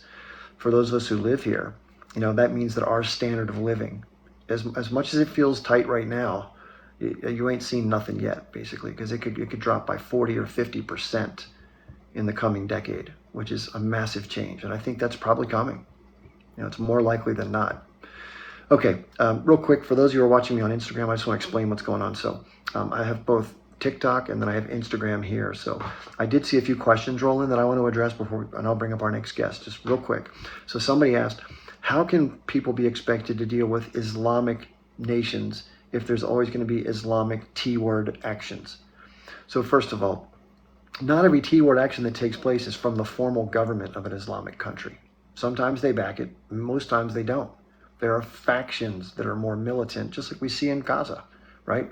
H group is not the population. There's a more militant arm of the population of Gaza, most people never voted for H Group. They weren't alive when H Group was voted into power. And there was also outside interference, which led to the divisiveness between the PLO, or the Palestinian Authority, and the West Bank, and what happened in Gaza. There was people that wanted that division to happen. So, everything has interferences nowadays, as you all know from what happens in all sorts of places, including the United States, unfortunately. Somebody was also asking about the primaries in the United States and the eligibility for Donald Trump to be on the ballot. So for those who don't know, we have a primary system where people from each party have to kind of win the nomination. And then after the primary election, they go out to what's called the general election. And then one person gets, more electoral votes than the other. So as a part of that primary process, it's starting to go right now. The primary process is going to begin very soon as far as the voting goes. And there's an effort by a number of states to exclude Donald Trump, the presumptive Republican nominee, from being on the ballot in certain states. And they're using as a justification for that removal from the ballot that he was involved to some extent by virtue of his language at the speech he gave prior to what happened on January 6th at the U.S. Capitol, that he incited some sort of I don't even like to use the word they use, but they called it an insurrection. Okay, they think that it was a forcible attempt to take over the government and to not certify the election. And again, I don't believe what he said rises to that level, but I think it's terribly unfair, whether it did or it didn't. I don't think excluding political candidates from political processes for political reasons ahead of time is a wise choice, because then it'll turn into a tit for tat over time, and you won't have a democracy anymore. Not that we have much of one as it is, but that's the thing there. So, and I have a lot of comments about the party system and about the efficacy of elections. And if you go through my library videos, or if you watch any of my lives, which are now being uploaded, you'll hear everything I have to say about that. I mean, I've been pretty clear about that. Okay, we have a couple guests left. We have Nate and Major. We have about 35 minutes left until we finish up.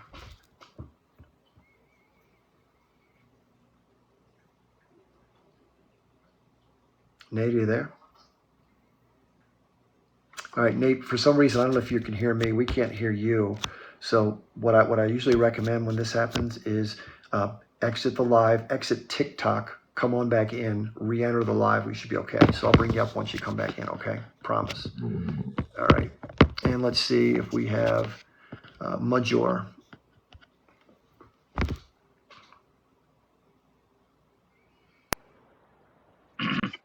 Hi, Chip. Can you hear me? Yes. Peace be on you. I'm Mohammed from Australia. I'm actually from Pakistan, but I'm living in Australia right now. And Okay. I wanted to talk about, because this is my first time I got a chance to talk anywhere. So thank you so much for the chance. And you are doing a very good job. And thanks a lot for everything. I won't say much about you because I know there's a price to pay for the truth you say. So I think you are paying it, but you are an ex-soldier, so I know you are much stronger than me or anyone else. We are here. So I'd like to talk about a thing which is never discussed anywhere, or most of the places I see, because of I don't know, because of the society, the structure of society right now. So I want to talk about the Islamic response for all this oppression and everything going on in front of our eyes right now. So there is a whole structure of response from Islam side. Basically, right now, what the stage which is going on is that the armies and the governments of the Islamic countries, they are trying to respond, but the thing which most of the people don't recognize is that on any and every Muslim man who is of this age, it is a compulsion to fight once it is uh, an order from most of the Islamic law schools in the world, if that makes sense. So once they give the ruling that every Muslim man who has the capacity, they have to come out now. Right now, it's mandate compulsory on just the people around the place where conflict is going on.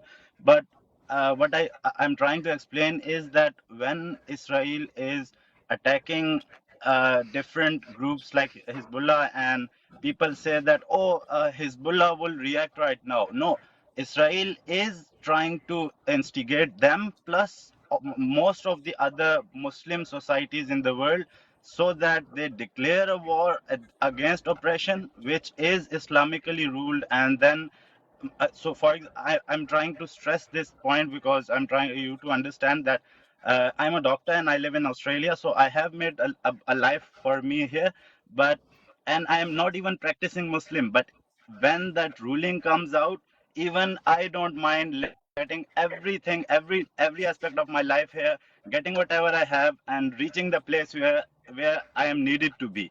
So Mm, this is what Israel is trying to instigate, and yeah. then this small conflict would change into World War III, which is obviously devastating for the whole world, but especially for Israel and for America and for every other actor in this whole conflict. All these atrocities we see, they just instigate every human being, especially Muslims around the world, so that they can see that uh, how much of the Islam they have left in them, which the Islam which says that you have to fight against oppression. For now, it is the duty of army, obviously, and no single person is allowed to take weapon and do something out of themselves. But once the ruling has come from the sufficient number of Islamic lawyers, you can call it, we call it mufti.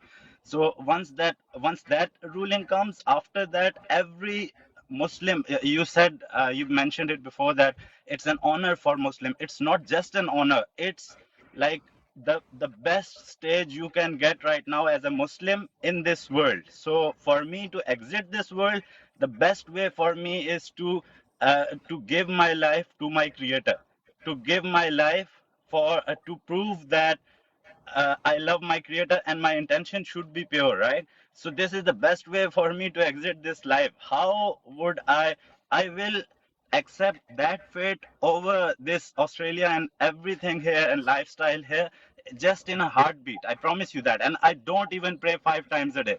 So imagine that. Like, I am a very, very weak Muslim, but I'll give up everything if Yeah. that ruling comes out. And I hope that does not happen. And I hope all the human beings of the world come together and uh, give us a solution for this problem, so that all this violence in the world uh, ends. Like, no sane human being, be it Muslim or non-Muslim, no one wants any type of violence, especially from these settler colonial people who just know how to take people's land and not give any human being any right. So oppression is the worst evil you can do in this world, if you understand what I'm saying. Like, Yeah. you have to breach all the human rights to do that. I'm sorry, bear with me with my English. So I'm not a native English speaker, and that's why.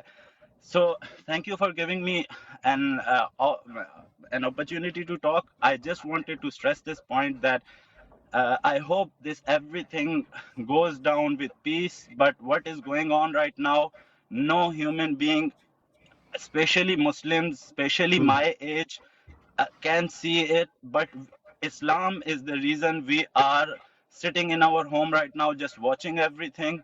But yeah. God forbid, like, I don't want that time to come, but that can happen in this world. And Israeli knows it more than anyone else. Literally, they know it. That's why they are doing it, to instigate it and then Yeah. drag America into it and every other one, so that they can then protect themselves.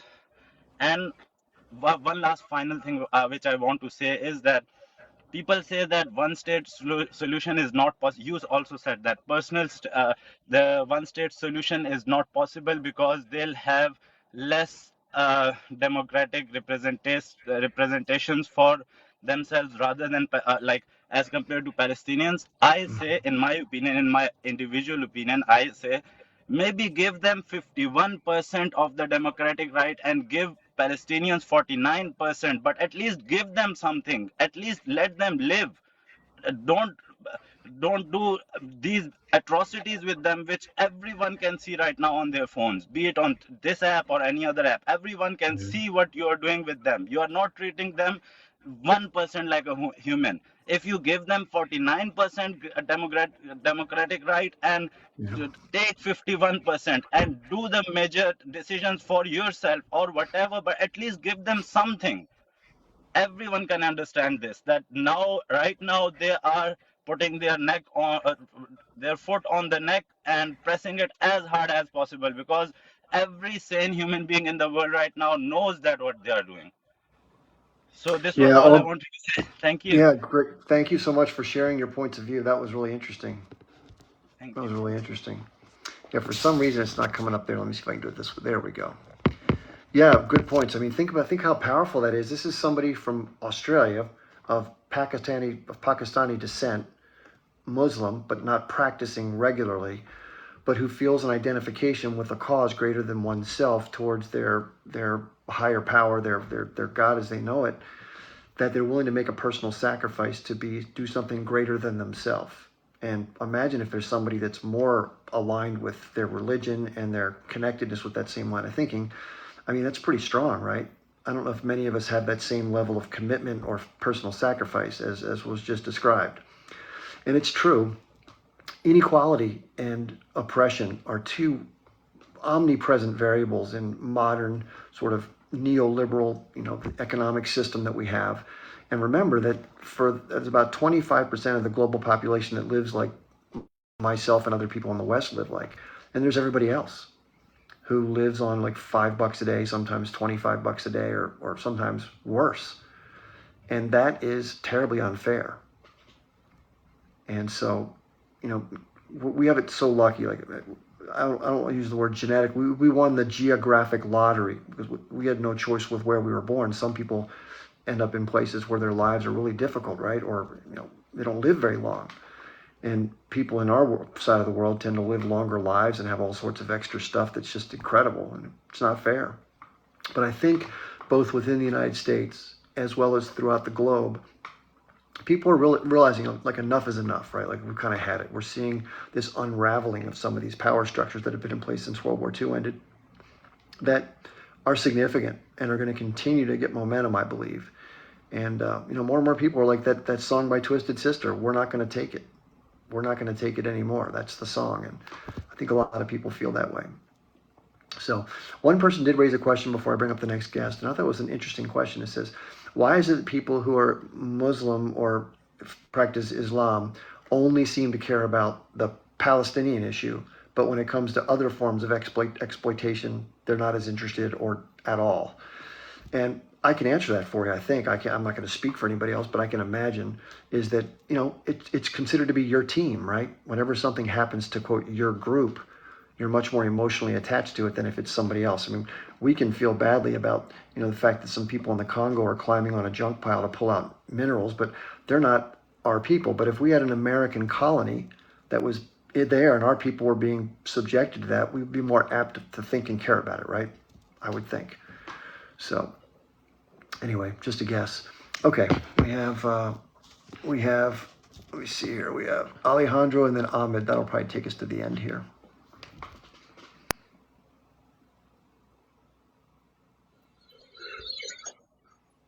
Aman. You're here? Yeah, Chippy. I'm really mad at you. You know that? You're mad at me? Yes, I am.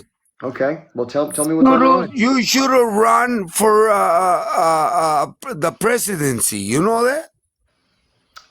Well, I appreciate the sentiment. I'm just not interested. Well, no, because you got the knowledge. You're only 3 years older than me, and boy, you may make a good president, bro. You know that shit? Well, I mean, in terms of theoretically, I think that I first of all, Theoretically and thoughtable, ethics, politics, worldwide, no, you got it, dog. I don't know what's wrong with you. well, it's nothing that's wrong. It's that I've acknowledged the limitations of the traditional political structures, and just to let you know, Well, good And question. I met this other white guy. Hold on. I got to have a chance to answer you. So, real quick, and I'll bring you back up. So, for those of you who don't know, there's a limit to what kind of power even a president has in the United States. It does have a lot of power, but it's limited dramatically by the wealthy class, the donor class, those who own the place, basically. So, if you step too far out of line, you learn the hard way, right? And we know that from 1963. And first of all, in terms of how these processes play out, they don't let anybody into the ring who doesn't already work within the systems that they want. So someone like me would never be allowed to even step into the ring. But even if I were somehow allowed to get in the ring through some sort of circumvention, there's no way I'd be elected.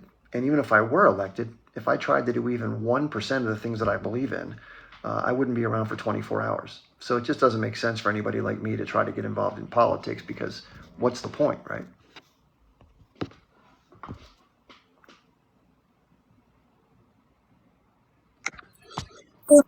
So therefore, only met another person. They had your knowledge, and he was like my age.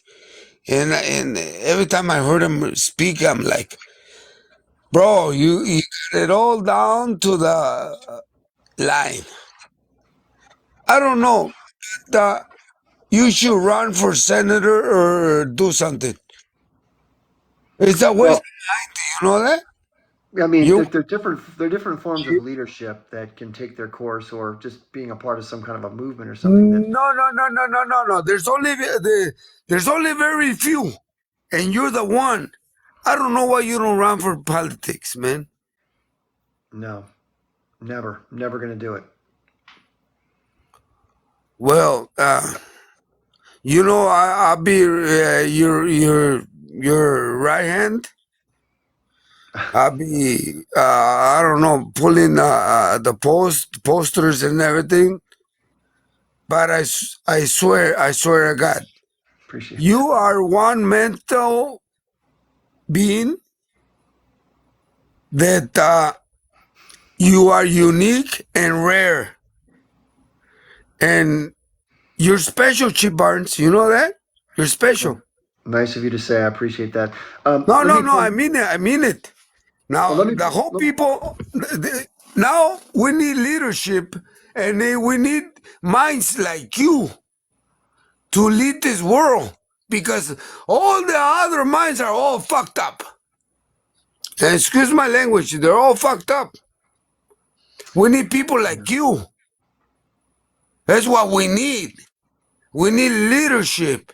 Yeah, I think one of the things to acknowledge, though, is part of being aware, right? Because I think that's something that there's intellect, and then there's awareness, right? And some people are super smart, but they don't really know a lot because they've not been exposed to a lot. And so, insofar as awareness goes, I think I'm got more in that category than I have in the intellectual side.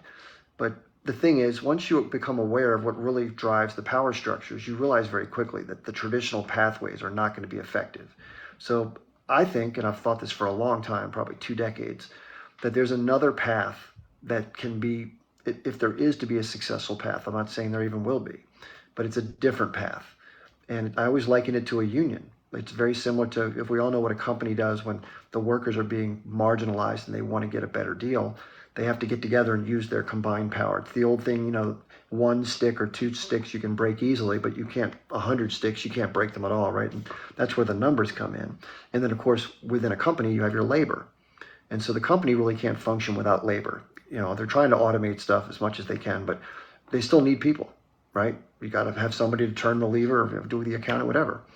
So between the buying power that people have, because 75% of the economy is people buying stuff. So if people just bought necessities only and didn't buy anything else, and I mean really hunkered down and did it, and then they took their labor and they withheld that, and they call that thing a general, instead of a company strike, they call it a general version of that. And then on top of that, if people used their protesting and went out and wouldn't go home until something changed, that's most likely some permutation of that's going to have to come to bear. Because just like in a company, people get together and they form a union, they join the union, and then they do something in an escalatory fashion until the company gives in, if they do. Some companies like Walmart have said that if there's ever an attempt to unionize at a store, they'll just shut the store down. And that's the equivalent of the government coming in and basically imprisoning everybody, right? If somebody tried to protest, which could happen. But unfortunately, the reason why, I mean, listen, I really appreciate the compliment. It's very kind of you to say these nice things about me. But you realize pretty quickly that there's no room for people like me, because what they want is they want people that will come in and play within the game. And it's not even the fault of the person who comes in a lot of times. They probably come in with good intentions. I know somebody who was in Congress. And you go there and it's just the game is just set up a certain way that you just can't be the person that you want to be, because you just get channeled down this bad channel. It's unavoidable at this point. And it's because all the incentives and all the power structures are geared against someone doing a good job for the people. Everything is done to serve others and not the constituents as it was meant to be. So because of that power structure is so firmly in place, nothing short of removing or breaking it down is going to make the changes, because within the system, I always say, I use this example, let's say it's like quicksand. That's the power structure. You got the donor class, you got the special interest groups, you got the national security state, you have the super PACs, corporate personhood, money is speech, all these other things you're up against. It's a big slog. I mean, try calling your elected official right now about Gaza. You get ignored. What's the point, right? It's like throwing pebbles up against a brick wall. You need a wrecking ball to get the building to fall down. And the figurative wrecking ball, I believe, and many other people that have looked at this forever, is something that affects that real power structure. So we have to build, as people, we have to build that wrecking ball. And it's not quick or easy. And it takes a lot of sacrifice. We talked about I'm not thinking the sacrifice has to be at the level that the person from Australia said, but it's not too far off. It's very disruptive, very risky, potentially harmful, or lose your freedom, or both. But that's probably what it's going to take. And my guess is it probably won't happen. Not that I'm a doomsayer, but I just don't think the average person is ready to swallow that big of a pill. It's a big deal to take that on. First of all, everyone wants to think you can just go to the polls, right? I mean, that's much easier. But if you think about what a union has to endure, and you just take that example and go writ large to the whole country, and imagine that the company was that power structure and the union are the people who are being marginalized. So to get a better deal, you have to do something other than just show up to work and ask nicely. Because on an individual basis, if you walk into the boss's office and say, hey, can I have a raise? No. Can I have some more vacation time? No. Can the new people who work here get paid like? No. Can we have a pension? No. You just get these, you get pushed out. But if 60,000 people come together and say, give us these things, please, or we're going to go do this, but there has to be a way to survive it, right? And that's where the union fund comes in. So when you join the union, which is not easy to organize, like it's hard to convince 60,000 people to give up part of their paycheck every month to cover an eventual problem or to vie for better terms. But if it ever does come to that, you're awfully glad that money's there, because guess what? Your family's not going to starve while you're going through that process. And in the bigger sense, they call that mutual aid. It's like the safety net that sits underneath the coming together that was sort of talked about there. So, that's why I'm saying it takes a lot.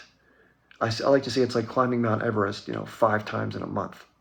It's just a lot, I mean, we'd be lucky to make it to base camp at this point, I think. Anyway, Alexander, I'm gonna let you come down. Thanks for your nice words. I appreciate that. I mean, it's really kind of you to say. We have about 15 minutes left. Nate is coming back in. Yeah, Nate, let's see if we have you better on this time. Nate. Hey. Yeah. Thanks, Chip. I didn't catch why you have a salad behind you, but it it looks very good. I got my groceries, let's see, Tuesday, and I always try to get a salad. But in any case, I wanted to understand your psyche. You said that you got interested in this in 1989. What is it about you? Say you were 21 then. What is it about your childhood that makes you interested?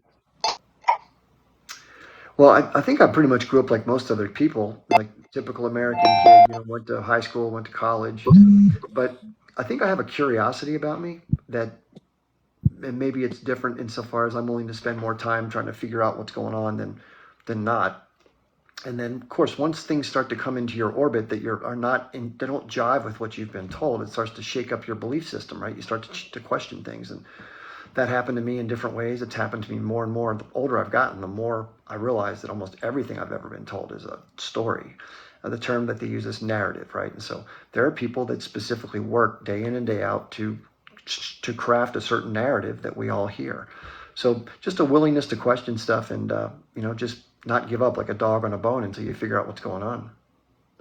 So my specific question is, you said that you align with the underdog. What is it about you, your experience that you have normal as a child like anybody else, that you align with the underdog?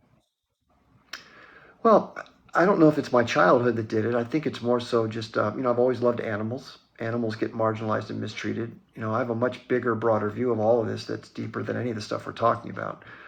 But, I just don't like to see people or things get harmed unnecessarily when it can be avoided.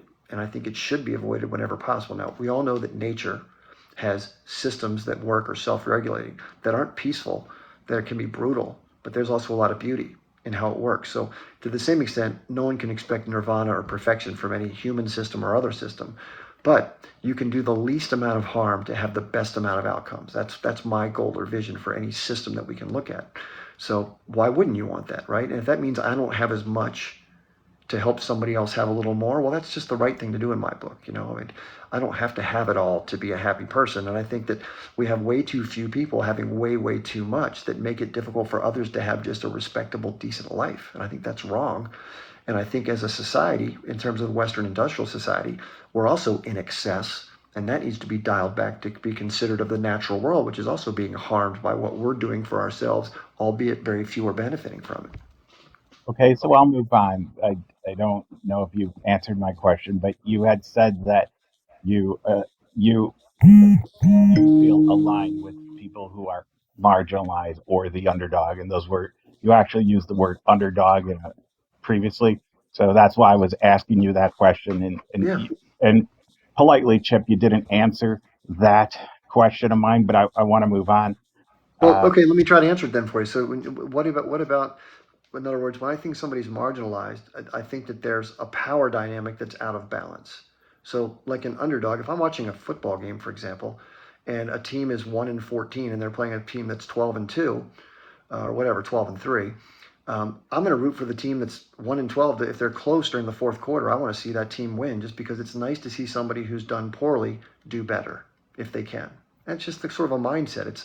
I'm against people being someone who's being bullied or hurt. I want to see, like when I'm watching a movie and there's the bully classic scene where the bully's beating up the kid, I want to see the kid punch the bully in the face. Right, and you're using some of these words like kid, and since you came to this realization when you were 21, that's why I was asking you, what when you were younger than 21 makes you want to align with the underdog? And if you don't want to answer that question, I do want to. I think, well, just Nate, I think you're trying to have a different interpretation. I'm sharing with you what I'm saying. I think you just want a certain answer. Let me share it this way. I think I have a sense of decency that pervades everything I try to think about. Not that I'm some special person, but I try to make that my set of glasses through which I see things. And I want to be decent. I try to, listen, it's the golden rule. Do unto others as you would want to have done unto you. I don't want to be siding with somebody who's doing unto others in a shitty way. Okay. So moving on, you were speaking the other night about the book, The Ethnic Cleansing of Palestine. Did you review the criticisms of that book or any criticisms of Ilan Pappé? Well, are you the same person that I spoke with? I didn't remember the name. I am not, but I did watch you the other night. So okay. I mean, if you did watch it, so the conversation went kind of like this. We were discussing Liam O'Mara, who's a PhD in Middle Eastern Studies as well as world history. So if anybody should know something about that more than I do, it should probably be a guy like him. The caller or the person who came on said that Liam his words have been chock full of inaccuracies and misinformation, and that there's a Muslim scholar who had pointed this out in some type of work. And when I asked the person, well, what is the name of the scholar? They said, well, I don't remember. I don't know who it is. Or I was like, okay, well, what are the other resources I can look at to try to, understand these critiques, including, he also talked about Ilan Pappé's book, which is called The Ethnic Cleansing of Palestine. I asked for the same thing vis-a-vis that. Where are some of these critiques? He says, well, I don't know. Go Google it yourself. I'm like, no, I'm not going to go searching for things that you, meaning the person who talked the other day, claim are these great things to debunk a work that I understand to be historically accurate. If you have things that point out the otherwise, bring them to my attention. Otherwise, I don't know what to tell you. So they didn't bring that to your attention. On No. the other night, you gave out your email address. You didn't receive any emails?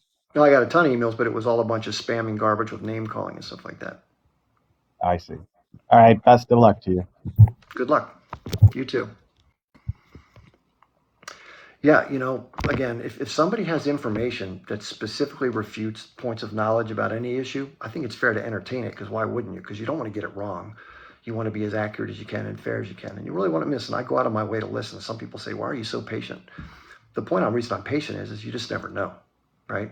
Because if you're assuming that everything you know is right all the time, then you're never going to learn anything.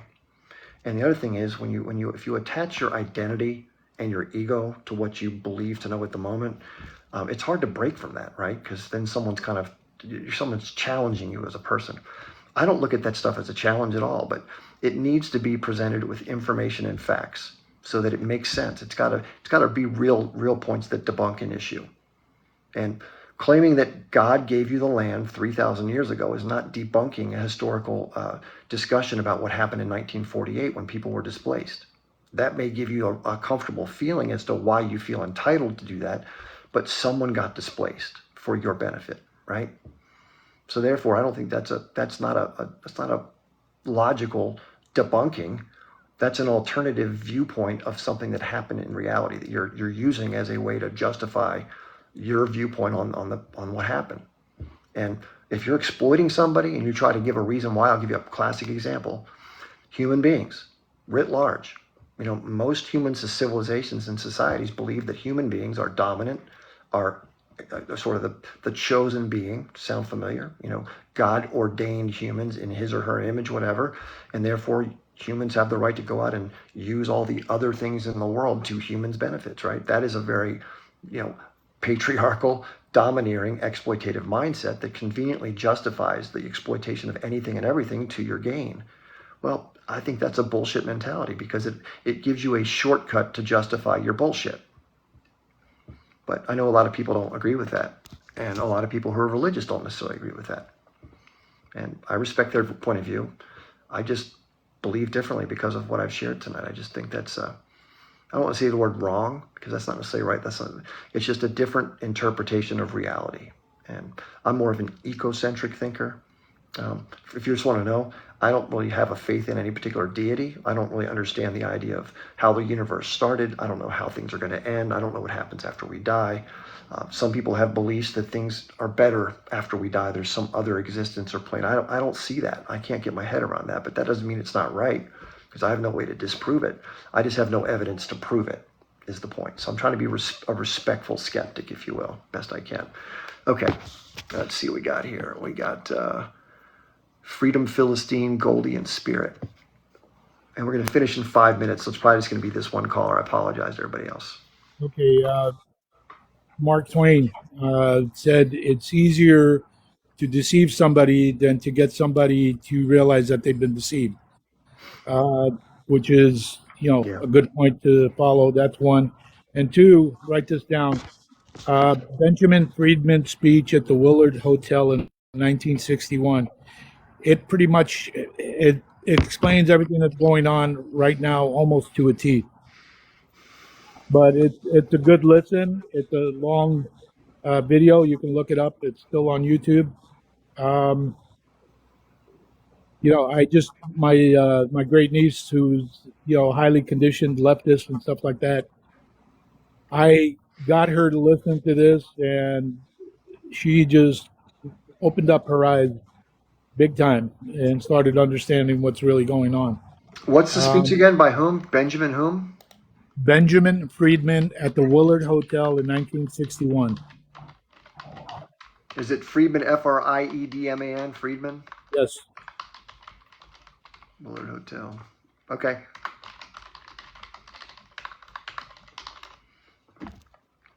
Okay, good. What are the key points that you took from the speech that you think are germane or influential? He talks about the Zionist control of America, and Israel drawing us into a World War III. So that's Interesting.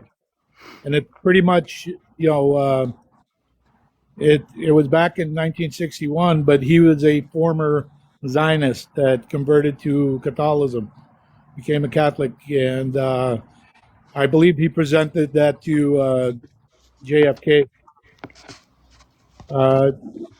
and then JFK came out with the speech of the secret society, and he had documentations and everything when he presented it to JFK.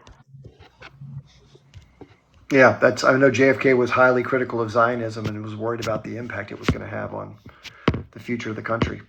Right, and he didn't want to send U.S. troops to fight in Israel for the Zionists, so that was another thing.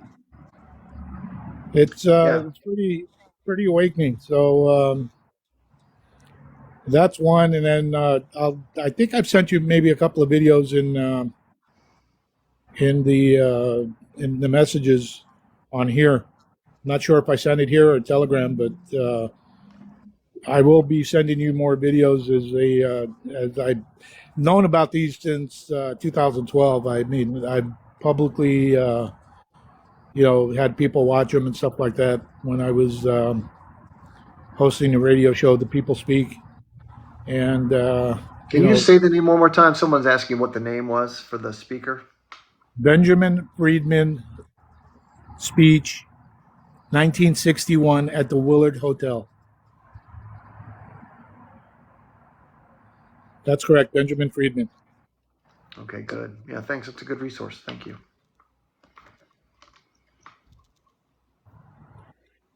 Anyways, that's all I had to share. I had really nothing much other than that to say. I just wanted, you to get on it and understand what's going on. You'll get halfway through it and say, wow. Yeah, sounds very prescient, right? Very prescient in its predictions. Yeah, listen, it does seem like there's something bigger going on that's kind of playing out. So we'll see what happens. But thank you for letting us know that. I really appreciate it. He also stated, like I said, that the Zionists were in full control of the U.S. Yeah, a lot of people are making that argument right now. Thank you so much for telling us that. Yeah. Everyone give it a read or give it a listen and see what you think. I found a written copy of it, but I'll probably watch a video too, maybe in the background while I'm doing other stuff. But yeah, it's Benjamin H. Friedman. It's spelled EED, Fried, F-R-E-E-D-M-A-N speech at 1961 at the Willard Hotel, W-I-L-L-A-R-D. Interesting. Yeah. Again, it's always pretty cool where you get more information from other people. And listen, the more I've learned about this, just to let you know, I don't want to get in trouble with what I say here. I know you have to watch this subject. It's very sensitive because people will then immediately knee-jerk reaction accuse you of being a certain way. But the more I study and the more I learn, the more I believe that there's a lot of undue influence by a very, very, very small subset of humanity. And I won't go into details about what group they come from, but you might imagine where I'm getting at, that tremendous power and tremendous influence and tremendous wealth. And it would make sense, right? People who have power, influence, and wealth, but can cause things to happen in the world, right? So I don't always know what's inside of people's hearts or their motives are, but if you just watch what's happening, the various dominoes that are starting to fall, you get an idea of a pattern of activity, right? And so it's certainly a plausible argument to be made that there's a lot of influence on the American government, as well as what we're seeing happening internationally, that may be being directed by a certain group of people towards a certain end. And I know that always sounds very conspiratorial, like ha ha ha, but it may just be an operating system that people are following with a certain set of common beliefs, right? So who knows? I saw a Twitter account yesterday that said that, and this alarmed me because I'm somebody who has accepted some of the medicine, so to speak, the in-arm medicine, the first round, no more. But I did it because I have a family member that was older. I didn't want them to get sick, and at the time, all I heard was it could cause somebody to get sick, so I didn't want to, be selfish. But I wish I had that to do over, right? And this person said in their tweet that within 3 to 5 years from the time that you accepted the medicine, that you're not going to be around anymore because of the mRNA or whatever it's called, the modification of your makeup, so to speak. So who knows? I hope they're wrong about that. But anyway, listen, this is where it's hard to trust the establishment, right? You just never know. And hopefully that was not that could be one that comes back to bite a lot of people in the ass. What can you do? If it's done, it's done. But anyway, a lot of people who are younger have had problems with their ticker, so to speak, and something carditis. I'm sure you've heard of it before. Anyway, real quick, we're about at that time of the night. So, by the way, I did this tonight on both Instagram and on TikTok. So there's probably some questions that I missed in the chat or comments. If I missed you, I'm really sorry. And I do my best, but it's a lot to multitask, obviously. So, but we covered some cool ground tonight. And there was a caller that called in from Australia who's from Pakistan who talked about his willing to pick up his tent stakes and go be a part of something if something kicks off, So I think there are probably a lot of people that feel that way. So I don't know. I mean, the Muslim population is a large portion of humanity and has to some extent, a very similar set of outlooks on what's most important in life. And I think what that person talked about is along those lines. And that's, I don't think most people who are in other parts of life necessarily feel that committed to a cause, right? And that's impressive, if nothing else, whether you agree or disagree with the motives. So, all right, real quick, I'll tell you my schedule. Em just put it up here. She knows exactly what I do here. So thank you, Em. Every Monday, Wednesday, Friday from 8 p.m. to 10 p.m. I go live. It had been only on TikTok, but I'm trying to add in Instagram as best I can. And maybe even on YouTube if I can get that figured out. And then on Tuesdays, Thursdays, and Saturdays, I go live from 12 noon. This is all Eastern time, 12 noon Eastern until about 2 p.m. And I try to cover things like geopolitics for those of you who are just getting here late, geopolitical issues, other issues. I had a salad up tonight. Somebody says, "What's up with the salad?" That's what I had for dinner tonight. So I eat a lot of that kind of food. And one time I want to talk more about nutrition because I had to relearn everything I thought I knew about nutrition because I started to gain some weight because I couldn't exercise because I have all these Gulf 4 problems I'm going through. So anyway, it's no fun to change what you eat, by the way. I miss 99% of what I used to eat big time. But you learn to eat new stuff, and it's okay after a while. And anyway, so I have this thing called a link tree. You're not going to see my recipes. I probably should put a link up to my recipe book. But if anybody ever wants those, you can email me at chipbarnesonline@gmail.com, chipbarnesonline@gmail, and I'll send you my recipe book. I have tons of recipes that I've saved up. But anyway, so I have a link tree in my bio, has my TikTok backup account, which I hope you'll follow me on, and that has my Twitter and my Instagram, all that stuff. So, and for people on Instagram, it's got my TikTok, blah, blah, blah. So, but in there's some ways you can donate to the cause. I'm trying to do this as an independent person, and, we all have to cover our bills. So if you can help out a little bit, great. I'm setting up my Patreon so that people can get my other content first. I'm going to start doing more and more of my lives only for my private customers over time, just because 6 days a week is a lot to do it for free. You got to start doing it for something. So that's kind of the plan. Somebody asked me earlier, what's the best way to give? So I have many different ways, whatever's convenient for you. I have Cash App, Venmo, PayPal, something called Zelle, which is like the bank, and then of course the Patreon that I mentioned. There's 5 different ways. So whatever's easier for you, whatever amount you can share, great. I'm not a telethon person. I'm not going to constantly beat you up over that, but anything is appreciated in a big way. And so finally, I wanted to thank the moderators. Maz and EM have been on here for a while helping me out, which is incredible. They have no reason to help me other than they're nice people, and they're somehow drawn to my style of talking, which I really appreciate. But anyway, the other thing I would suggest you do, if you like what we've talked about tonight, go check out the video library that I've put together. I've covered a lot of terrain going back about 2.5 months ago. I've probably got, 125 videos or something like that, all of which has different stuff. So check them out. And finally, I want to make a mention of somebody who I've come to really like and enjoy, who does lives like this. His name is Eric Warsaw. If you don't know who Eric is, he does a panel. So instead of me and one person talking, he gets like 6 people up and he lets each person take a turn. And I find his lives very interesting. So check out Eric Warsaw, just like the country in Poland, Eric Warsaw. Anyway, that's it for tonight. I'll be on again tomorrow at 12 noon Eastern time. So if you didn't make it tonight, or if I didn't answer your question, or if you were in the guest queue and I didn't bring you up, remind me and I'll make sure I cover it tomorrow. Okay? So those of you on Instagram, thanks for being here. And TikTok people, thank you so much. See you soon.